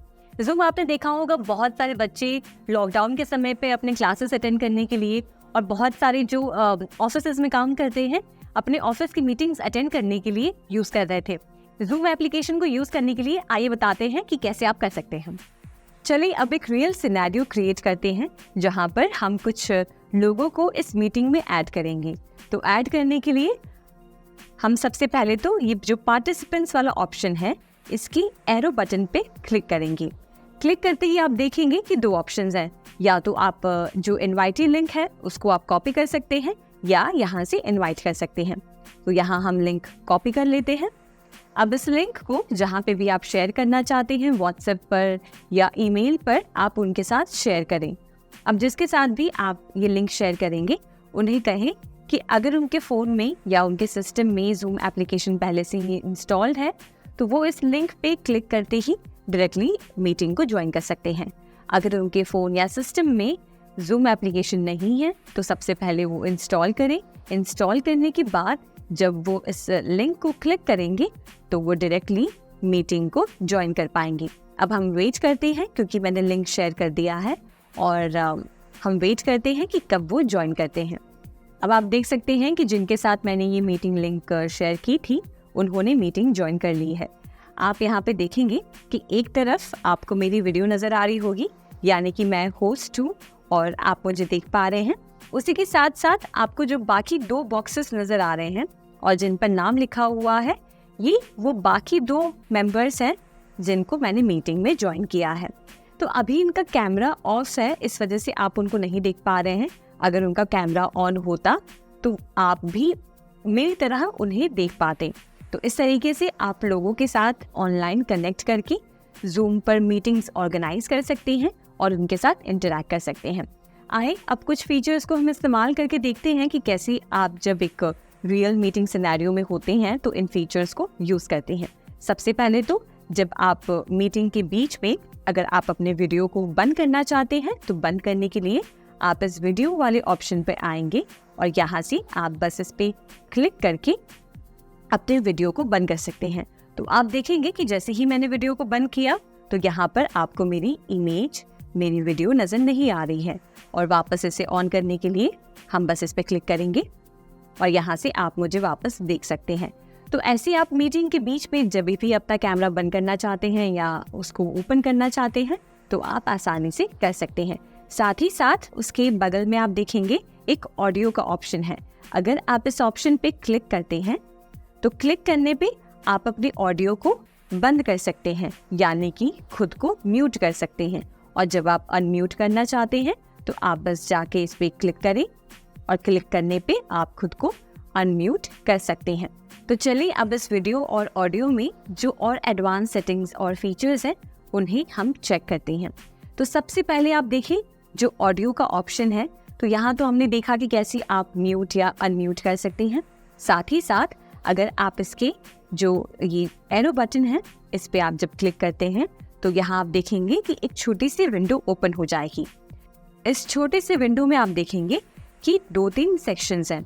सबसे पहले वाले सेक्शन में ऑप्शन है माइक्रोफोन सिलेक्ट करने का, यानी कि मीटिंग को आप कौन से माइक्रोफोन के साथ अटेंड करना चाहते हैं वो आप सिलेक्ट करेंगे। तो यहाँ पर आप जिस भी माइक्रोफोन को यूज़ करना चाहते हैं वो आप सिलेक्ट करेंगे।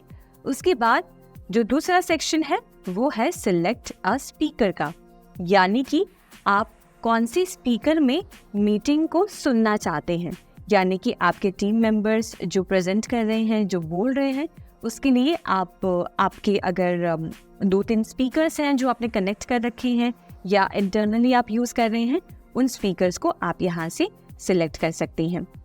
अब इसके बाद आप इसमें ऑप्शन देखेंगे अपने स्पीकर और माइक्रोफोन को टेस्ट करने का, यानी कि अगर आप इस ऑप्शन पे क्लिक करते हैं तो आपका स्पीकर कैसे परफॉर्म कर रहा है या आपका माइक्रोफोन कैसे परफॉर्म कर रहा है वो आप चेक कर सकते हैं।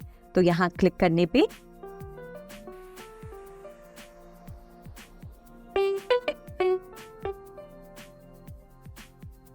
अभी आपने जो रिंगटोन सुनी ये आपके स्पीकर का आउटपुट लेवल है। इसी की तरह अगर आप माइक्रोफोन को टेस्ट करना चाहते हैं कि क्या आपका माइक्रोफोन सही से काम कर रहा है, तो आप वापस इस पे जाएं और वापस क्लिक करें टेस्ट स्पीकर एंड माइक्रोफोन, और यहाँ से आप माइक्रोफोन को टेस्ट कर सकते हैं आपने अभी मेरी आवाज़ सुनी वो माइक्रोफोन की आउटपुट लेवल बता रही थी, और अभी जो आपने देखा यहाँ पर हमने माइक्रोफोन की आउटपुट लेवल को टेस्ट किया, यानी कि जो आप बोल रहे हैं वो आपका माइक्रोफोन कितने अच्छे से कैप्चर कर पा रहा है वो आप सुन सकते हैं। अब इसी के नीचे वाले ऑप्शन में आप अगर कंप्यूटर ऑडियो को लीव करना चाहते हैं तो आप लीव कंप्यूटर ऑडियो पे क्लिक करेंगे, और यहाँ से ऑडियो की सेटिंग्स हैं, आप इस पर क्लिक करें और ऑडियो सेटिंग्स में जाकर आप यहाँ से ऑडियो से रिलेटेड सारी सेटिंग्स एक साथ कर सकते हैं। जैसे आप यहाँ पर स्पीकर को सिलेक्ट कर सकते हैं, उसी के साथ साथ आप स्पीकर की वॉल्यूम को एडजस्ट कर सकते हैं। स्पीकर के नीचे आप यहाँ से माइक्रोफोन को सिलेक्ट कर सकते हैं कि आप कौन से माइक्रोफोन से अपने वॉइस को रिकॉर्ड करना चाहते हैं, और उसकी वॉल्यूम को एडजस्ट कर सकते हैं। और इसी ऑप्शन के नीचे आप देखेंगे तो एक ऑडियो प्रोफाइल का ऑप्शन है। यहाँ आप बैकग्राउंड नॉइस को कम कर सकते हैं। तो अगर आप बैकग्राउंड नॉइस रिमूवल यूज़ करना चाहते हैं तो उसे आप सिलेक्ट कर सकते हैं, और आप इसको ऑटो पे, लो पे, मीडियम पे या हाई पे सेट कर सकते हैं। और उसी के साथ अगर आप कोई पर्सनलाइज्ड ऑडियो आइसोलेशन चाहते हैं तो वो आप यहाँ से सिलेक्ट कर सकते हैं। यहाँ पर ओरिजिनल साउंड फॉर म्यूजिशियंस वो आप सिलेक्ट कर सकते हैं, और यहाँ पर और सेटिंग्स हैं, जैसे कि यहाँ से आप रिंगटोन की वॉल्यूम एडजस्ट कर सकते हैं, और रिंगटोन में आप कौन सी वॉइस को सुनना चाहते हैं वो आप यहाँ से सिलेक्ट कर सकते हैं। साथ ही साथ अगर आप चाहते हैं कि ऑटोमेटिकली आप ऑडियो के साथ ज्वाइन हो जाएं जब आप आप किसी भी मीटिंग को ज्वाइन करते हैं जूम पर, तो आप इस ऑप्शन को सिलेक्ट कर सकते हैं। अगर आप चाहते हैं कि माइक्रोफोन म्यूट रहे जब आप ज्वाइन करते हैं तो आप इस ऑप्शन को सिलेक्ट करें, और जैसे थोड़ा आप नीचे स्क्रॉल करेंगे तो आप देखेंगे कि ये रिंगटोन्स का सेक्शन है। रिंगटोन्स में जब कोई मीटिंग के लिए आपको कॉल करता है तो अगर आप उसके रिंगटोन वॉल्यूम को एडजस्ट करना चाहते हैं तो यहाँ से आप उसको कम कर सकते हैं या बढ़ा सकते हैं। साथ ही साथ अगर आप रिंगटोन के साउंड को चेंज करना चाहते हैं तो आप इस वाले ऑप्शन में आ जाएं, इसके ड्रॉप डाउन मेन्यू पे सिलेक्ट करें और साउंड्स को सुनें।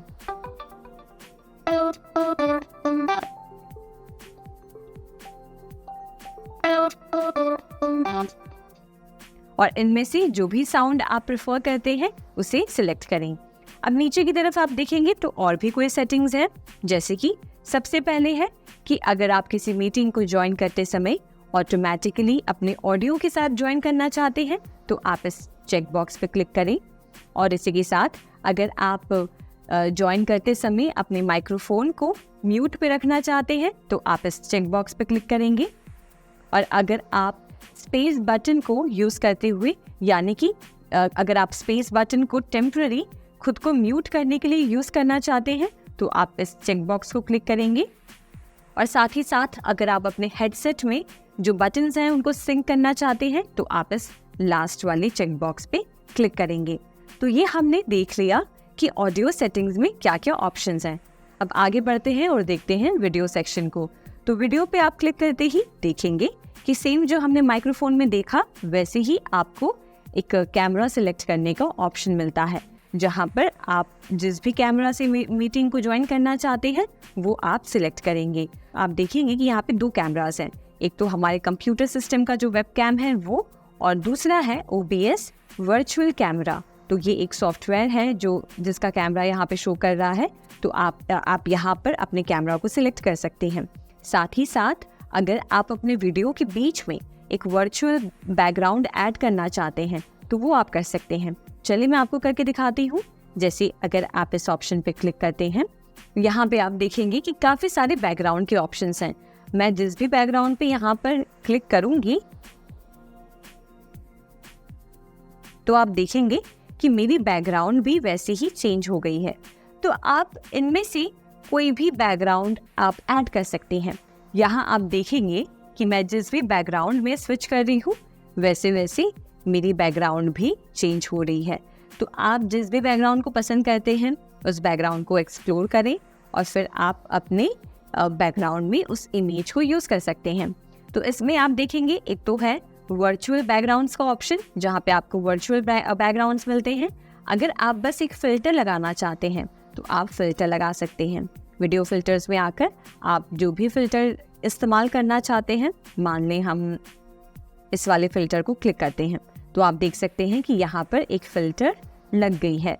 वैसे ही आप जिस भी फ़िल्टर को पसंद करते हैं उस फ़िल्टर को आप ऐड कर सकते हैं। जैसे आप देख सकते हैं कि बैकग्राउंड में पीछे की तरफ आपका जो है इमेज ऐड होता है, पर फिल्टर में आपकी जो वीडियो है उसके ऊपर एक फ़िल्टर अप्लाई होता है। जैसे माने कि अगर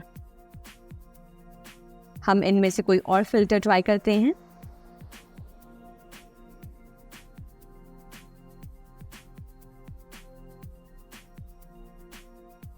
तो आप देख सकते हैं कि जिस भी फ़िल्टर को आप यहाँ से सिलेक्ट करते हैं उस फिल्टर को आप अपने वीडियो में अप्लाई कर सकते हैं। अब हम जाते हैं एवेटार में।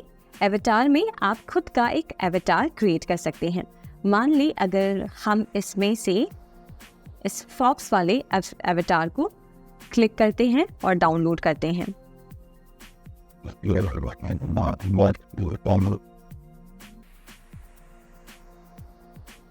और अब आप देखेंगे कि आपकी जो वीडियो है वो, आपका जो फेस है वो अब एक एवेटार में चेंज हो गया होगा, और यहाँ से आप जो भी बोलते हैं, एक्शंस परफॉर्म करते हैं वो इस एवेटार के रूप में नज़र आती है।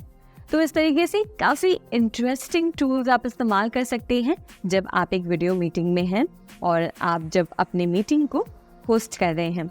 अब चलें, जो बाकी बचे यहाँ पे वीडियो फीचर्स हैं वो हम देखते हैं। तो यहाँ हमने देख लिया कि कैसे आप एक वर्चुअल बैकग्राउंड चूज़ कर सकते हैं, और इसी के साथ जैसे हमने ऑडियो सेटिंग्स में देखा वैसे ही आप वीडियो सेटिंग्स में जब क्लिक करते हैं तो यहाँ से अपनी सारी सेटिंग्स को चेंज कर सकते हैं। तो सबसे पहले तो आप यहाँ से कैमरा सिलेक्ट कर सकते हैं।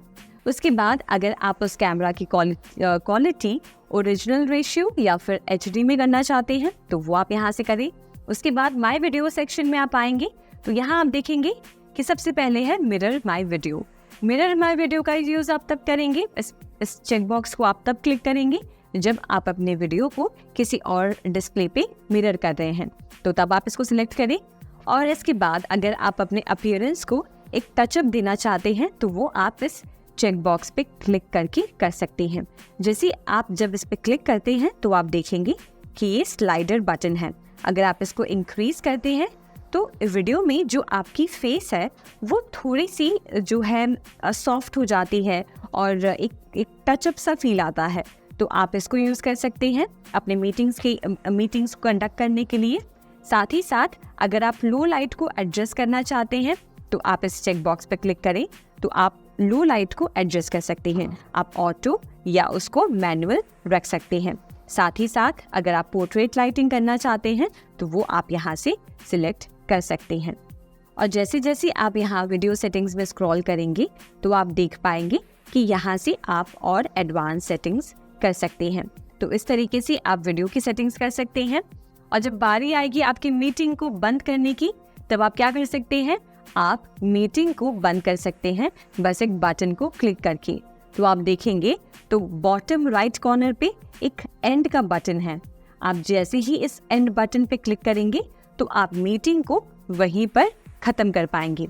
तो जैसे अगर हम इस पे क्लिक करते हैं और यहाँ पे आप देखेंगे 2 ऑप्शंस हैं, एंड मीटिंग फॉर ऑल और लीव मीटिंग। अगर सिर्फ आप ही मीटिंग से निकलना चाहते हैं बाहर तो आप लीव मीटिंग पे क्लिक करें, और अगर आप सबके लिए मीटिंग को एंड करना चाहते हैं तो आप एंड मीटिंग फॉर ऑल पे क्लिक करेंगे। तो हम एंड मीटिंग फॉर ऑल पे क्लिक करेंगे और इस तरीके से आप मीटिंग को बंद कर सकते हैं। अब इसमें हम एक ऐसी एप्लीकेशन को यूज करना सीखेंगे जो कोविड के समय में बहुत ज्यादा यूज हुआ था, जिसका नाम है गूगल मीट। गूगल मीट आपकी ज़ूम मीटिंग की तरह ही है। ये ऑनलाइन मीटिंग्स कंडक्ट करने के लिए आपको एक प्लेटफॉर्म प्रोवाइड करता है। तो आइए देखते हैं कि गूगल मीट आप कैसे यूज कर सकते हैं और कैसी मीटिंग्स ऑर्गेनाइज कर सकते हैं और लोगों को अपने साथ वीडियो कॉल के लिए या ये कह लें कि वीडियो मीटिंग के लिए अपने साथ ज्वाइन कर सकते हैं। चलें अब एक रियल सिनेरियो से समझते हैं कि ये गूगल मीट काम कैसे करता है।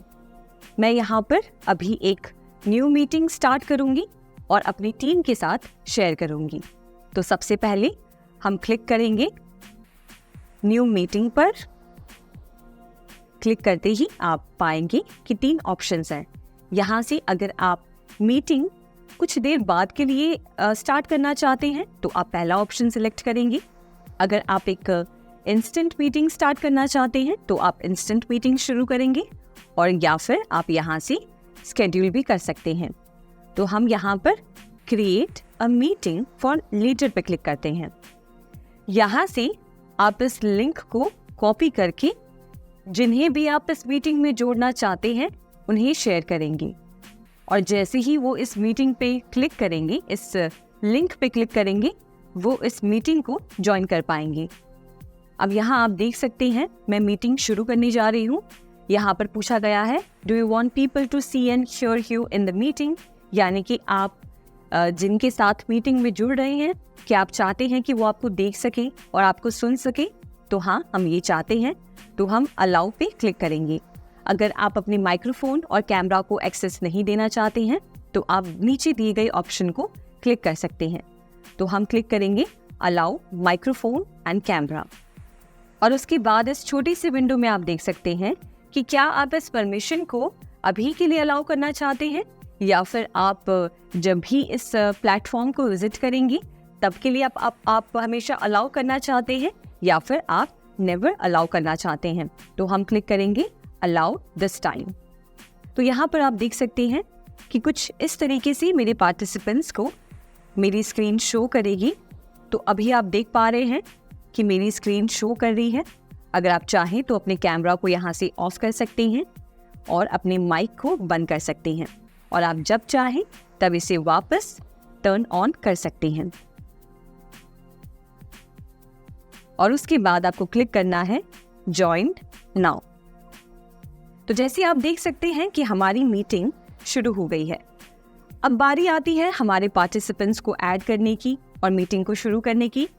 तो जैसे ही आपकी टीम मेंबर्स आपके दिए गए लिंक पे क्लिक करते हैं और फिर वो जब गूगल मीट पे आते हैं तो आपको उन्हें परमिशन देना होता है कि वो मीटिंग के अंदर एंटर कर सकें।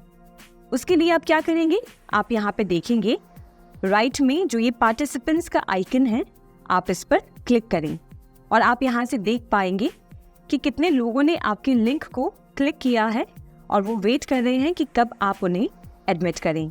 तो यहाँ एडमिट करने के लिए आप उनकी प्रोफाइल चेक करें।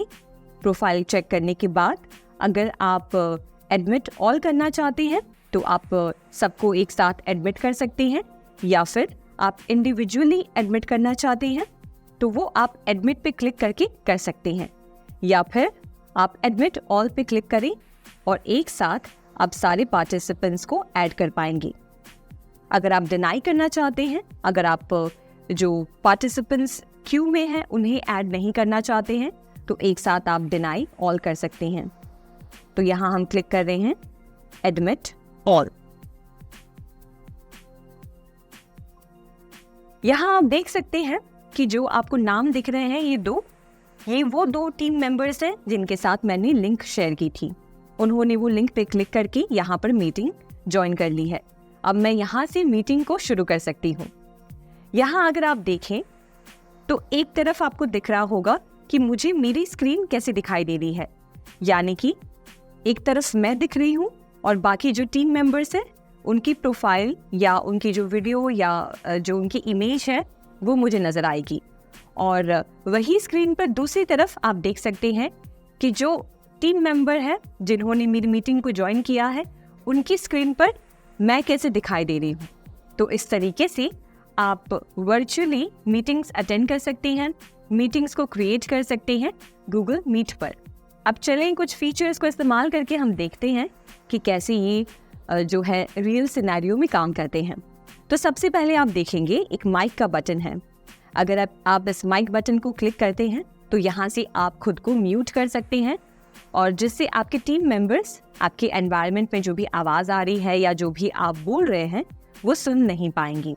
अब यहाँ पर अगर आप इस एरो बटन पे क्लिक करते हैं तो यहाँ से आप सिलेक्ट कर सकते हैं कि कौन सा माइक्रोफोन आप यूज़ करना चाहते हैं अपने ऑडियो को कैप्चर करने के लिए।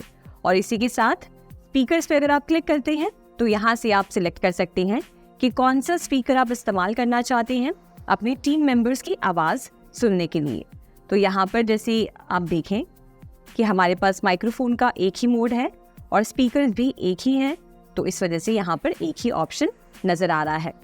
अब बढ़ते हैं हमारे अगले ऑप्शन की तरफ। यहाँ पर माइक को मैं वापस टर्न ऑन कर देती हूँ। अब बढ़ते हैं दूसरे फीचर की तरफ और अगर आप इस कैमरा की आइकन पे क्लिक करते हैं तो यहाँ से आप अपने कैमरा को बंद कर सकते हैं और जब चाहें तब आप इस पे वापस क्लिक करके अपने कैमरा को टर्न ऑन कर सकते हैं। और यहाँ पर इस एरो बटन पे क्लिक करके आप यहाँ से अपने कैमरा को सिलेक्ट कर सकते हैं जिस भी कैमरा से आप अपनी वीडियो कैप्चर करना चाहते हैं। अब चलिए देखते हैं तीसरा फीचर। अगर आप इस पे क्लिक करते हैं तो यहाँ से आप कैप्शंस को टर्न ऑन कर सकते हैं, यानी कि जो भी स्पीकर बोल रहा है उसे अगर आप शब्दों के रूप में पढ़ना चाहते हैं तो इसके लिए आप इस कैप्शंस का इस्तेमाल करेंगे। और जब भी आप इसको बंद करना चाहते हैं तो बस इस पे जाके एक बार क्लिक करें और क्लिक करने के बाद आप इसे टर्न ऑफ कर सकते हैं। यहाँ मैं आपको बता दूँ कि आप अपना प्रेफर्ड लैंग्वेज सिलेक्ट कर सकते हैं।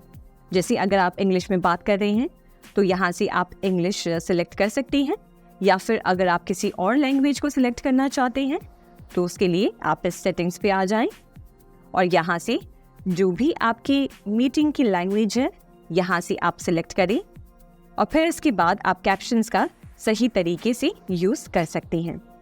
अब अगले फीचर में अगर आप देखेंगे तो सेंड अ रिएक्शन का ऑप्शन है। यहाँ से मीटिंग के बीच में अगर आप किसी चीज़ पे रिएक्ट करना चाहते हैं, कोई इमोजी या फिर कोई रिएक्शन शेयर करना चाहते हैं तो वो आप कर सकते हैं। आप बस इस पे क्लिक करें।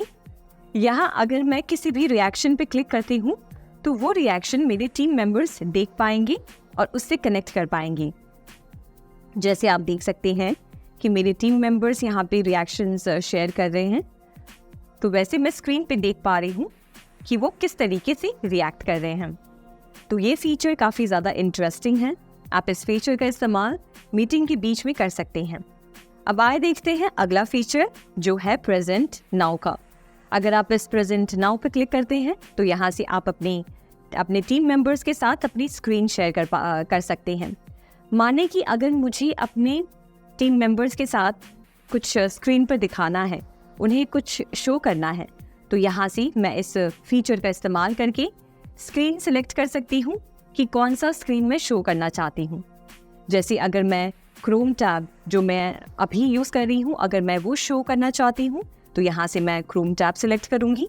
अगर मैं किसी विंडो को शो करना चाहती हूँ तो यहाँ से विंडो सिलेक्ट करके शेयर कर सकती हूँ।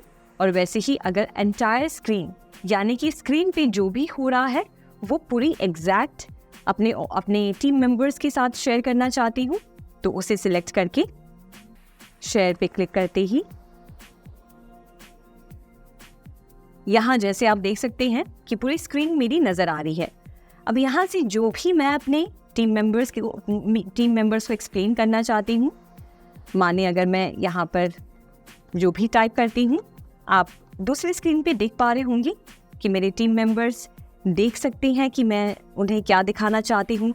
इसी के तरीके से मैं कोई वीडियो या इमेज अगर उन्हें शोकेस करना चाहती हूँ तो वो आसानी से इस फीचर का इस्तेमाल करके कर सकती हूँ। अब यहाँ मान लें अगर मैं एक वाइट बोर्ड इस्तेमाल करके अपने टीम मेंबर्स को कुछ दिखाना चाहती हूँ तो वो भी कर सकती हूँ। जैसे यहाँ पर आप देख सकते हैं मेरी जो करंट स्क्रीन है वो अभी शेयरिंग में है, और यहाँ पर हम 3 डॉट्स पे आ जाएंगे और सबसे पहला आपको ऑप्शन दिखेगा वाइट बोर्ड का। आप वाइट बोर्ड पे क्लिक करें। क्लिक करने के बाद यहाँ से हमें जो है ऑप्शन सिलेक्ट करना है कि हम किसी ड्राइव में से अगर इस वाइट बोर्ड को सिलेक्ट करना चाहते हैं या फिर एक न्यू वाइट बोर्ड के साथ शुरू करना चाहते हैं। तो हम यहाँ पर एक नए के साथ शुरू करेंगे और यहाँ आप अलग टूल्स का इस्तेमाल करके जो भी आप प्रेजेंट करना चाहते हैं वो आप कर सकते हैं। अब जैसे एक क्लासरूम में एक बोर्ड होता है जहाँ पर टीचर कुछ भी ड्रॉ करके कुछ भी लिख कर एक्सप्लेन करती है, उसी तरीके से आप इस वाइट बोर्ड का इस्तेमाल करके कुछ भी इंफॉर्मेशन प्रेजेंट कर सकते हैं। तो यहाँ आप देखेंगे अलग अलग टूल्स हैं। जैसे आप एक पेन का इस्तेमाल कर सकते हैं और कुछ ड्रॉ करके दिखा सकते हैं, वैसे ही आप इरेजर का इस्तेमाल करके जो भी आपने चीज़ ड्रॉ की है उसे इरेज कर सकते हैं। और यहाँ पे तीसरा टूल जो है वो है सिलेक्ट का। इसका इस्तेमाल करके आप अपने वाइट बोर्ड में किसी भी ऑब्जेक्ट को या जो भी आपने चीज़ यहाँ पर इंसर्ट की है उसे आप सिलेक्ट कर सकते हैं। उसके नीचे आप देखेंगे तो एक स्टिकी नोट है, आप इस पर क्लिक करते हैं तो यहाँ से आप एक स्टिकी नोट क्रिएट कर सकते हैं। अगर आप एक इमेज ऐड करना चाहते हैं अपने वाइट बोर्ड पर तो वो आप कर सकते हैं ऐड इमेज पर क्लिक करके। तो मान लीजिए अगर हम इस इमेज को सिलेक्ट करते हैं तो यहाँ से हम इमेज को सिलेक्ट करके इंसर्ट पर क्लिक करेंगे और जैसे ही हम इंसर्ट पे क्लिक करते हैं तो आप देख सकते हैं कि ये इमेज यहाँ पर इंसर्ट हो गई है। इसकी पोजीशन को आप एडजस्ट कर सकते हैं या फिर इसे आसानी से रीसाइज कर सकते हैं। इसके नीचे वाले टूल में अगर आप देखेंगे तो एक सर्कल का ऑप्शन है। अगर आप एक सर्कल क्रिएट करना चाहते हैं तो वो भी आप आसानी से कर सकते हैं। अब बढ़ते हैं अगले टूल की तरफ जो है एक टेक्स्ट बॉक्स। टेक्स्ट बॉक्स पे क्लिक करते ही आप अपने वाइट बोर्ड पे आए और कहीं पे भी जहाँ भी आप इस टेक्स्ट बॉक्स को इंसर्ट करना चाहते हैं उस पर बस क्लिक करें। ये हमारा बॉक्स इंसर्ट हो गया है। अब जो भी आप इसमें इंसर्ट करना चाहते हैं या टाइप करना चाहते हैं वो आप टाइप करें। टाइप करने के बाद आप उस टेक्स्ट बॉक्स के साइज़ को एडजस्ट कर सकते हैं और जहाँ भी उसे प्लेस करना चाहते हैं अपने वाइट बोर्ड में वो आप आसानी से कर सकते हैं। अब यहाँ देखते हैं लास्ट टूल जो है लेज़र का। आप इस टूल का इस्तेमाल करके अपने वाइट बोर्ड में किसी भी पॉइंट को जो है एम्फसाइज कर सकते हैं और कहीं पे भी आप पॉइंट कर सकते हैं। यहाँ हमने देखा कि कैसे आप एक रियल टाइम में मीटिंग को ऑर्गेनाइज कर सकते हैं और जो मेन फीचर्स हैं उनका इस्तेमाल आसानी से कर सकते हैं। अब हम जानेंगे दूसरे मीटिंग सॉफ्टवेयर के बारे में जिसका नाम है माइक्रोसॉफ्ट टीम। ये माइक्रोसॉफ्ट टीम्स भी आपके गूगल मीट की तरह होता है, यानी कि इस पर भी आप मीटिंग्स कंडक्ट कर सकते हैं, पार्टिसिपेंट्स को ऐड कर सकते हैं और इंफॉर्मेशन शेयर कर सकते हैं। अब चले देखते हैं कि कैसे आप माइक्रोसॉफ्ट टीम्स के अंदर टीम क्रिएट कर सकते हैं। जैसे आपके ऑर्गेनाइजेशन में अलग अलग डिपार्टमेंट्स होते हैं और अगर उन डिपार्टमेंट्स के साथ आप अलग अलग टीम्स क्रिएट करना चाहते हैं, उनके बीच में फाइल शेयर करना चाहते हैं, उनके साथ मीटिंग्स ऑर्गेनाइज करना चाहते हैं, उनके साथ चैट करना चाहते हैं, तो उसके लिए आप अलग अलग टीम्स क्रिएट कर सकते हैं। तो आइए अब देखते हैं कि कैसे आप एक टीम क्रिएट करेंगे। तो यहाँ आप देखेंगे कि एक टीम यहाँ पे क्रिएटेड है। हम यहाँ पे सीख रहे हैं कि कैसे हम एक टीम डेवलप करेंगे। तो उसके लिए सबसे पहले आपको इस प्लस आइकन पे क्लिक करना है जहाँ पर लिखा है create and join teams and channels. आप इस पे क्लिक करें। क्लिक करने के बाद आपको 3 ऑप्शंस दिखेंगे, एक चैनल क्रिएट करने का, टीम क्रिएट करने का या फिर टीम को ज्वाइन करने का ऑप्शन। तो अगर आप किसी टीम को ज्वाइन करना चाहते हैं जो ऑलरेडी क्रिएटेड है तो आप ज्वाइन टीम पे क्लिक कर सकते हैं। हम एक टीम क्रिएट करना चाहते हैं तो हम क्रिएट टीम पे क्लिक करेंगे। और वैसे ही अगर आप कोई चैनल क्रिएट करना चाहते हैं तो आप चैनल क्रिएट पे क्लिक करेंगे। तो अब हम क्रिएट टीम पे क्लिक करेंगे और यहाँ से हमें हमारी टीम की जो डिस्क्रिप्शन है, जो नाम है, और अगर आप उसको प्राइवेट या पब्लिक रखना चाहते हैं तो वो हम सिलेक्ट करेंगे। तो सबसे पहले हम यहाँ पर टीम को एक नाम देंगे। आपका जो भी डिपार्टमेंट है उससे रिलेटेड आप कोई नाम दे सकते हैं, या फिर आप जो भी पर्सनल नाम रखना चाहते हैं या जो भी नाम आपको लगता है कि सबसे बेस्ट सूटेड होगा वो आप नाम इस टीम को दे सकते हैं। तो मान लीजिए मैं अपने ऑर्गेनाइजेशन में जो टेक डिपार्टमेंट है उनके लिए एक टीम क्रिएट कर रही हूँ। तो यहाँ मैंने लिख दिया टेक डिपार्टमेंट। अब उसके बाद नीचे आप देखेंगे एक डिस्क्रिप्शन का ऑप्शन है। डिस्क्रिप्शन में आपको अपनी टीम से रिलेटेड इंफॉर्मेशन शेयर करनी है कि वो टीम क्या करेगी, उसकी एक्टिविटीज़ क्या होंगी और ये टीम किस लिए बनाया गया है। तो आप जो भी चाहें वो डिस्क्रिप्शन में लिख सकते हैं और ये कंपलसरी नहीं है। अगर आप इस डिस्क्रिप्शन को ऐड नहीं करना चाहते हैं तो आप आगे बढ़ सकते हैं। अब डिस्क्रिप्शन के नीचे आप देखेंगे तो दो ऑप्शन है, प्राइवेट और पब्लिक। प्राइवेट आप तब सिलेक्ट करेंगे जब आप एक ऐसा टीम क्रिएट करना चाहते हैं जिसमें कोई भी आपके ऑर्गेनाइजेशन में आपके परमिशन के बिना एंटर ना हो पाए। और अगर आप उसको पब्लिक सिलेक्ट करते हैं तो इसका मतलब ये है कि ऑर्गेनाइजेशन में आपने सबके लिए ओपन रखा है, जो भी इस टीम को ज्वाइन करना चाहता है वो कर सकता है।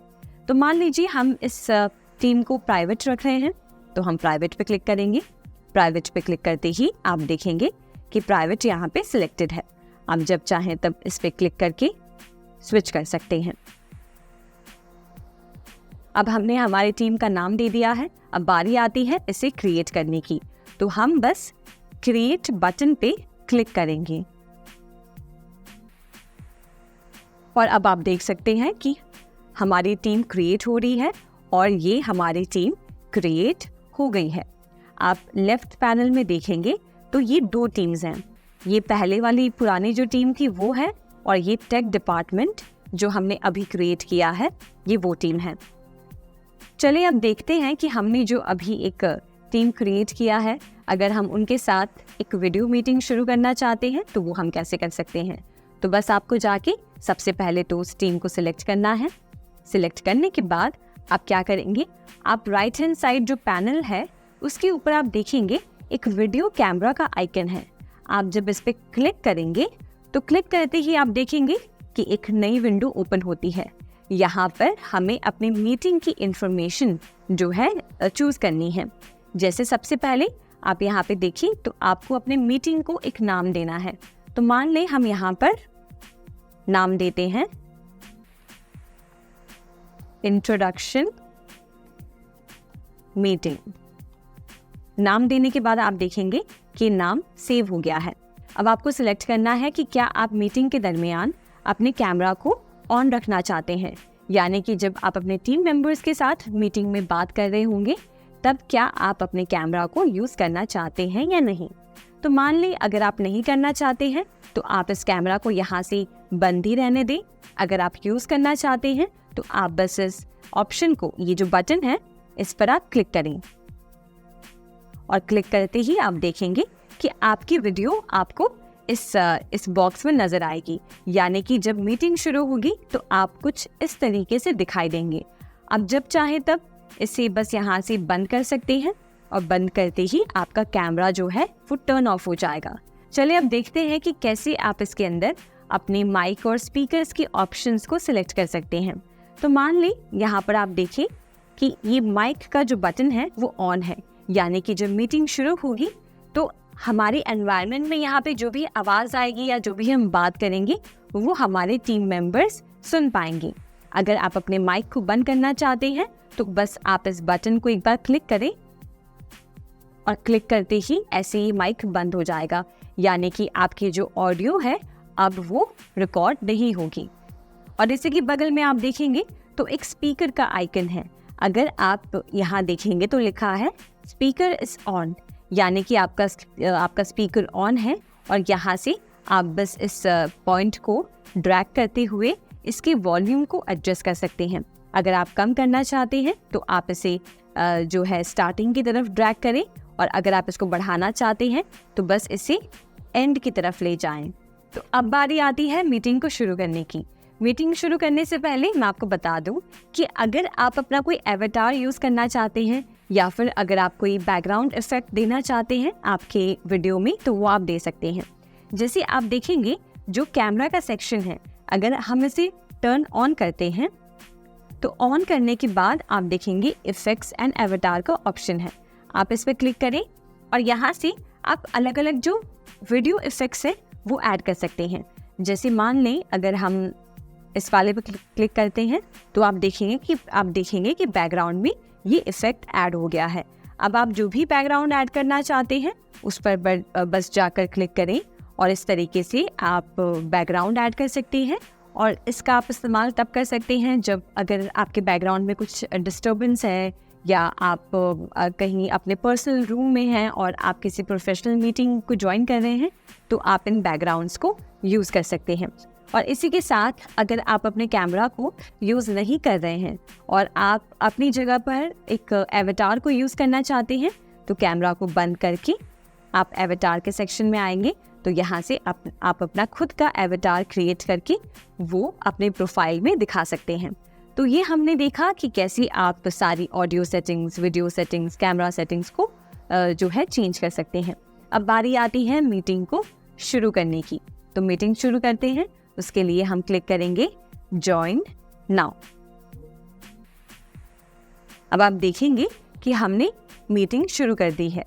अब यहाँ पे छोटे से विंडो में हमारे पास 3 ऑप्शंस मिलते हैं। अगर आप अपने मीटिंग लिंक को कॉपी करना चाहते हैं तो यहाँ से आप कॉपी करके अपने टीम मेंबर्स के साथ शेयर करें और उन्हें कहें कि वो लिंक को कॉपी करके मीटिंग को ज्वाइन करें। या फिर अगर आप यहाँ से ऐड पार्टिसिपेंट्स करना चाहते हैं तो आप ऐड पार्टिसिपेंट्स पर क्लिक करके पार्टिसिपेंट्स को डायरेक्टली ऐड कर सकते हैं। या फिर अगर आप ईमेल के थ्रू इस मीटिंग के बारे में नोटिफाई करना चाहते हैं ज्वाइन करने के लिए, तो आप इस ऑप्शन को सिलेक्ट कर सकते हैं। अब यहाँ आप देखें कि जिसके साथ हमने हमारी मीटिंग लिंक शेयर की थी वो अब यहाँ पर एंटर हो चुके हैं और अब हमें इन्हें एडमिट करना है ताकि वो हमें ज्वाइन कर पाएँ। हम क्लिक करेंगे एडमिट पर। यहाँ अब आप देखें कि ये मेंबर हमारे साथ ज्वाइन हो गए हैं। अब आप देखें कि जो दूसरे मेंबर हैं वो हमें ज्वाइन कर चुके हैं। अब हम उन्हें यहाँ से एडमिट करेंगे। एडमिट करते ही आप देखें कि टोटल 3 लोग मीटिंग में हमारे साथ हैं। सबसे पहले तो हम जो ऑर्गेनाइजर हैं मीटिंग के, और ये 2 मेंबर्स हैं जिन्हें हम मीटिंग के अंदर ज्वाइन करना चाहते थे। अब चलिए सारे टूल्स को एक्सप्लोर करते हैं और एक एक करके इन टूल्स को यूज़ करते हैं। सबसे पहले तो आप देखेंगे एक चैट का फीचर है। अगर आप इस पर क्लिक करते हैं तो आप अपने टीम मेंबर्स के साथ चैट कर सकते हैं। जैसे अगर समझें हम यहाँ पर कुछ टाइप करें, हेलो एवरीवन, और जैसे ही आप एंटर दबाते हैं आप इस मैसेज को अपने टीम मेंबर्स के साथ शेयर कर पाएंगे। जब भी वो इस मैसेज को पढ़ेंगे वो आपको यहाँ पर रिप्लाई कर सकते हैं। अब हम वेट करेंगे कि हमारे टीम मेंबर्स हमें रिप्लाई करें। तो आप देखिएगा कि कैसे वो जो रिप्लाई करते हैं वो मैसेजेस आपको यहाँ पे दिखेंगे। आप उन मैसेजेस पर रिएक्ट कर सकते हैं या फिर उन्हें रिप्लाई बैक कर सकते हैं। तो जैसे आप देखेंगे कि हम यहाँ पर बोलकर उनके साथ बात कर सकते हैं, रियल टाइम कन्वर्सेशन कर सकते हैं और साथ ही साथ इस चैट फीचर का इस्तेमाल कर सकते हैं अगर मीटिंग के बीच में मेंबर्स आपस में बात करना चाहते हैं। और सबसे इंटरेस्टिंग बात यह है कि आपको बस चैट करने का मौका नहीं मिलता है, बल्कि आप बहुत कुछ यहाँ पर कर सकते हैं। जैसे आप अपने टेक्स्ट को फॉर्मेट कर सकते हैं, यहाँ से बोल्ड, इटैलिक या अपने टेक्स्ट का स्टाइल चेंज कर सकते हैं। साथ ही साथ अगर आप इस चैट में किसी इमेज को ऐड करना चाहते हैं तो वो आप कर सकते हैं। जैसे अगर आप डिवाइस में से कोई इमेज को ऐड करना चाहते हैं या फिर अगर आप क्लाउड फाइल्स में से किसी इमेज को यहाँ पर इंसर्ट करना चाहते हैं। इसके साथ साथ अगर आप कुछ यहाँ पर अटैच करना चाहते हैं अपने डिवाइस में से या क्लाउड फाइल्स में से, वो आप करें। और यहाँ पर इमोजी का एक सेक्शन है, जैसे आपके मोबाइल फ़ोन में होता है, आप व्हाट्सएप या जो मैसेजिंग ऐप्स हैं उसमें आप इमोजीज़ का इस्तेमाल करते हैं, वैसे ही आप इन इमोजीज़ का इस्तेमाल कर सकते हैं। साथ ही साथ आप यहाँ से GIF भेज सकते हैं, आप एक डिज़ाइन क्रिएट कर सकते हैं। इस डिज़ाइनर ऑप्शन पे जाकर आप यहाँ से एक टास्क क्रिएट कर सकते हैं, और आप अगर एक पोल क्रिएट करना चाहते हैं तो आप पोल वाले ऑप्शन पे जाकर यहाँ से अपना क्वेश्चन टाइप कर सकते हैं, एक डिस्क्रिप्शन एंटर कर सकते हैं, और ऑप्शन 1, ऑप्शन 2 या मल्टीपल ऑप्शंस जो है ऐड कर सकते हैं। तो ये चैट में आपको काफ़ी सारे ऐसे कूल फीचर्स मिलते हैं जिसका इस्तेमाल करके आप अपने इंटरनली टीम मेंबर्स के साथ कम्युनिकेट कर सकते हैं जब मीटिंग चल रही होती है। अब चले अगले फीचर की तरफ, और जो अगला यहाँ पे टूल है वो है पीपल का।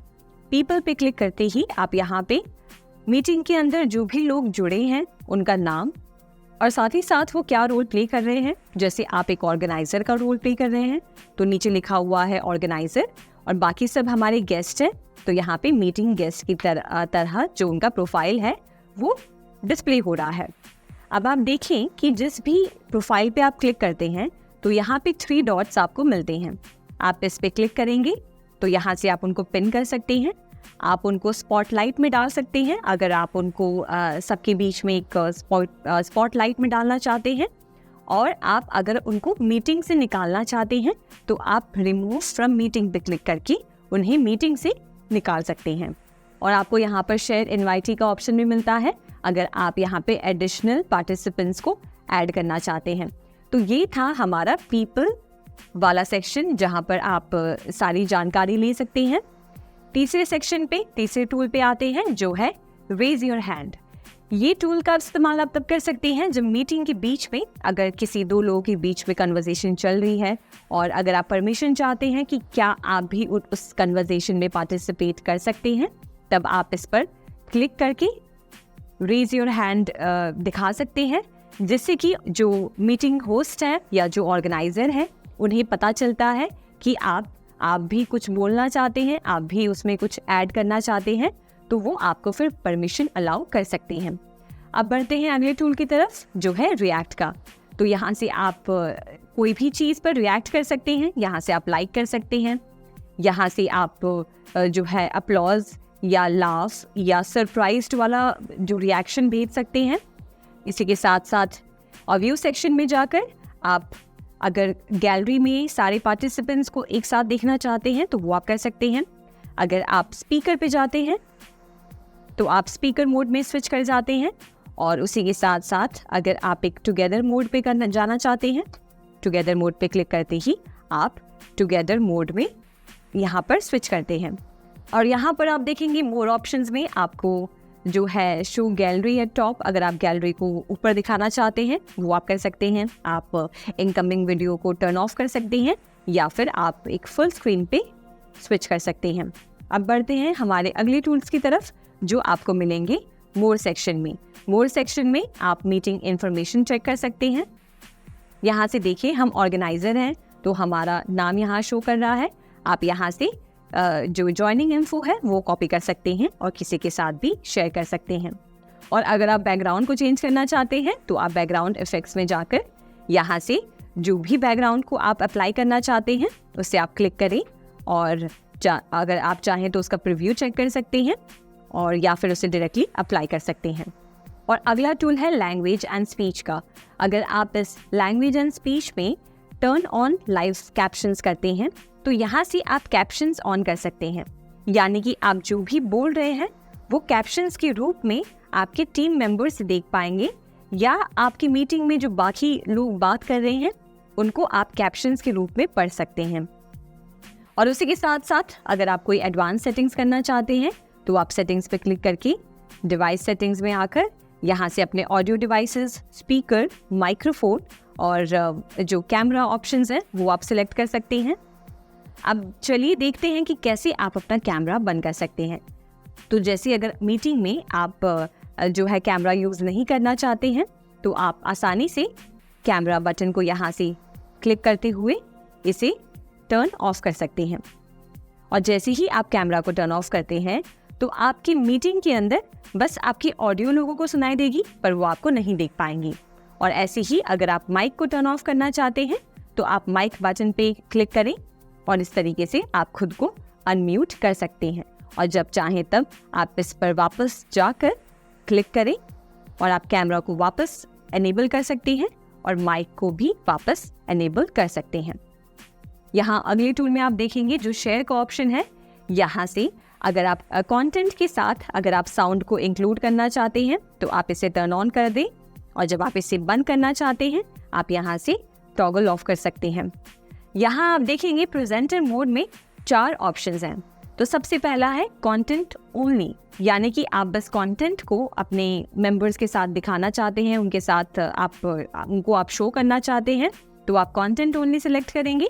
वैसे ही अगर आप स्टैंड आउट मोड में करना चाहते हैं तो आप स्टैंड आउट सिलेक्ट करें। वैसे ही अगर आप साइड बाय साइड आप खुद को भी दिखाना चाहते हैं और कंटेंट को भी दिखाना चाहते हैं तो आप साइड बाय साइड सिलेक्ट करें। या फिर अगर आप रिपोर्टर मोड चाहते हैं तो वो आप यहाँ से क्लिक करेंगे और उसके बाद आप देखिए ये स्क्रीन का ऑप्शन है। तो यहाँ से आप चाहें तो जो आपकी करंट स्क्रीन है या कोई और विंडो आप सिलेक्ट करना चाहते हैं तो वो आप यहाँ से क्लिक करके शेयर कर सकते हैं। मान लें हम इस वाली स्क्रीन को शेयर करना चाहते हैं। अब आप देख रहे होंगे कि जैसे ही मैंने अपना स्क्रीन शेयर किया, मेरे साथ जो टीम मेंबर्स जुड़े हैं वो मेरी स्क्रीन को देख पा रहे हैं। और अब आप जिस भी विंडो को या जहाँ पे भी आप जो भी आप शोकेस करना चाहते हैं वो आप कर सकते हैं। आप स्टॉप शेयरिंग पे क्लिक करेंगे तो यहाँ से आपकी जो स्क्रीन शेयर हो रही थी वो बंद हो गई है। और स्क्रीन पर आप देखेंगे एक चेंज सीन का ऑप्शन है। यहाँ पर क्लिक करके आप अपनी मीटिंग का सीन चेंज कर सकते हैं। तो आप देख सकते हैं कि जो बैकग्राउंड में सीन है वो चेंज हो गई है। इसी तरीके से आप अपने मीटिंग के बीच में जब भी आपको लगता है कि आप सीन को चेंज करना चाहते हैं, आप बस इसमें से जो है सीन को सिलेक्ट करें और अप्लाई बटन पे क्लिक करें। तो इस तरीके से हमने देखा कि कैसे आप एक माइक्रोसॉफ्ट टीम्स ऑर्गेनाइज कर सकते हैं, लोगों को अपने मीटिंग में ज्वाइन कर सकते हैं और जो सारे टूल्स हमने जाने थे उन्हें आप जाकर एक्सप्लोर कर सकते हैं। अब यहाँ मान लीजिए अगर हम मीटिंग को बंद करना चाहते हैं, मीटिंग को ख़त्म करना चाहते हैं, तो हम जो लीव बटन है इसमें हम जाएंगे और जो ड्रॉप डाउन मेन्यू है इस पर आप क्लिक करें तो देखिए 2 ऑप्शंस हैं। एक तो है लीव का, एक है एंड मीटिंग का। अगर आप मीटिंग को ख़त्म करना चाहते हैं तो आप डायरेक्टली एंड मीटिंग पे क्लिक करें, या फिर अगर आप ही सिर्फ मीटिंग को लीव करना चाहते हैं और आप चाहते हैं कि ये मीटिंग चलती रहे तो आप लीव पे क्लिक कर सकते हैं। तो हम यहाँ पे एंड मीटिंग पे क्लिक करेंगे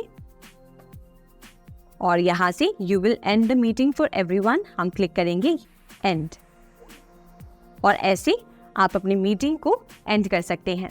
तो ये हमने देखा कि कैसे आप माइक्रोसॉफ्ट टीम्स में जाकर प्रैक्टिकली एक मीटिंग ऑर्गेनाइज कर सकते हैं, अपने साथ लोगों को जोड़ सकते हैं, अपने स्क्रीन को शेयर कर सकते हैं और बाकी टूल्स का इस्तेमाल कर सकते हैं।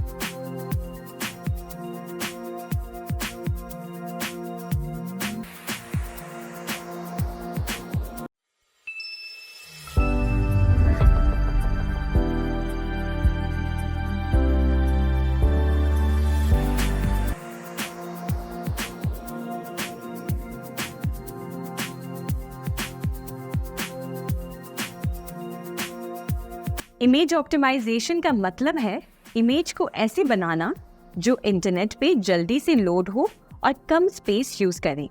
सोचिए जब आप किसी वेबसाइट पे जाते हैं और वहाँ कुछ पिक्चर्स को लोड होने में देरी लगती है, तो ये इमेज ऑप्टिमाइजेशन की कमी की वजह से होता है। जब एक वेबसाइट का लोड टाइम ज़्यादा होता है तो यूजर्स को वेट करना पड़ता है और वो फ्रस्ट्रेटेड हो जाते हैं।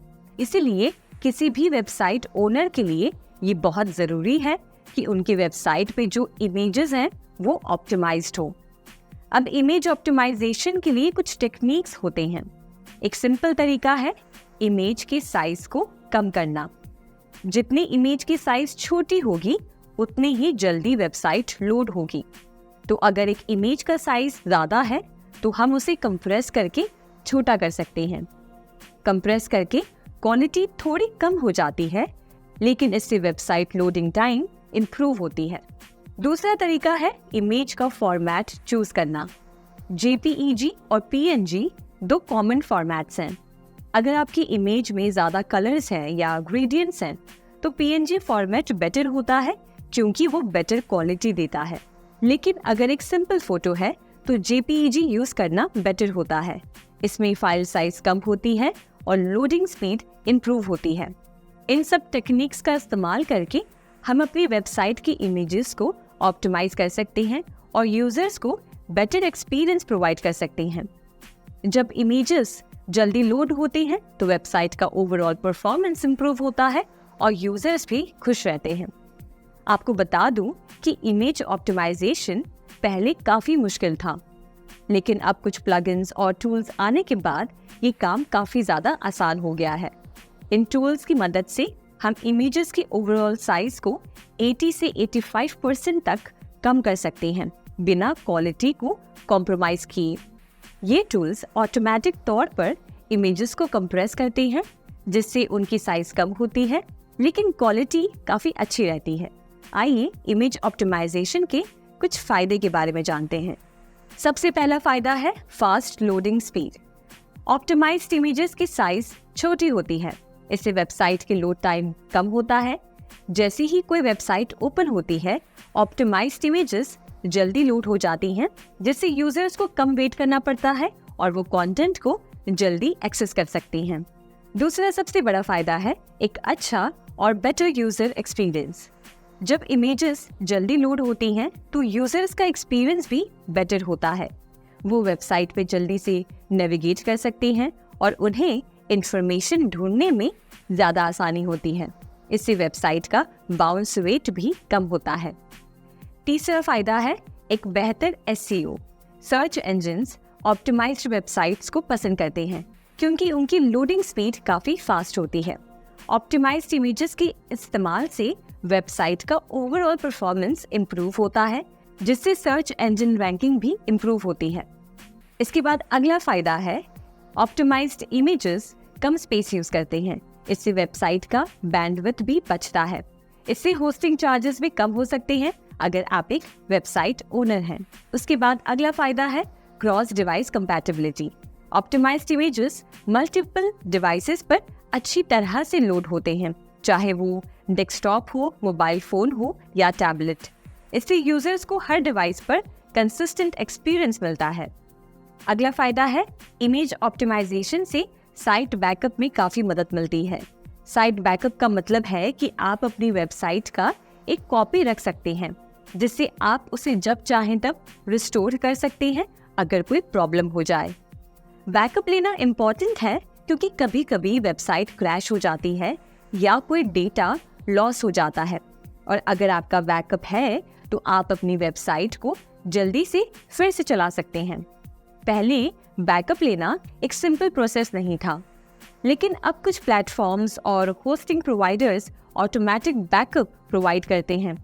ये रेगुलर इंटरवल्स पर बैकअप लेते हैं, जिससे आपका डेटा सेफ रहता है। आखिरी और सबसे इम्पॉर्टेंट फायदा है कि इससे सेल्स कन्वर्जन में मदद मिलती है। सेल्स कन्वर्जन का मतलब है कि आपकी वेबसाइट पे जो विजिटर्स आते हैं उनमें से कितने एक्चुअल कस्टमर्स बनते हैं। ये एक इम्पॉर्टेंट मेट्रिक है अगर आप एक ऑनलाइन बिजनेस चला रहे हैं। पहले सेल्स कन्वर्जन्स को ट्रैक करना काफ़ी ज़्यादा मुश्किल था, लेकिन अब एनालिटिक टूल्स जैसे गूगल एनालिटिक्स की मदद से आप आसानी से अपने मैट्रिक्स को ट्रैक कर सकते हैं। इससे आप समझ सकते हैं कि आपके वेबसाइट के विजिटर्स कहाँ से आते हैं, वो किस पेज को ज़्यादा देखते हैं और किस पॉइंट पर वो आपके प्रोडक्ट्स या सर्विसेज को परचेज करते हैं। इस इंफॉर्मेशन के थ्रू आप अपनी वेबसाइट को ऑप्टिमाइज कर सकते हैं ताकि सेल्स इम्प्रूव हो सके। ओवरऑल इमेज ऑप्टिमाइजेशन एक इम्पॉर्टेंट स्टेप है वेबसाइट परफॉर्मेंस को इम्प्रूव करने में। ये यूजर्स के लिए बेटर एक्सपीरियंस क्रिएट करते हैं और वेबसाइट ओनर्स के लिए बैंडविड्थ और स्टोरेज स्पेस बचाते हैं।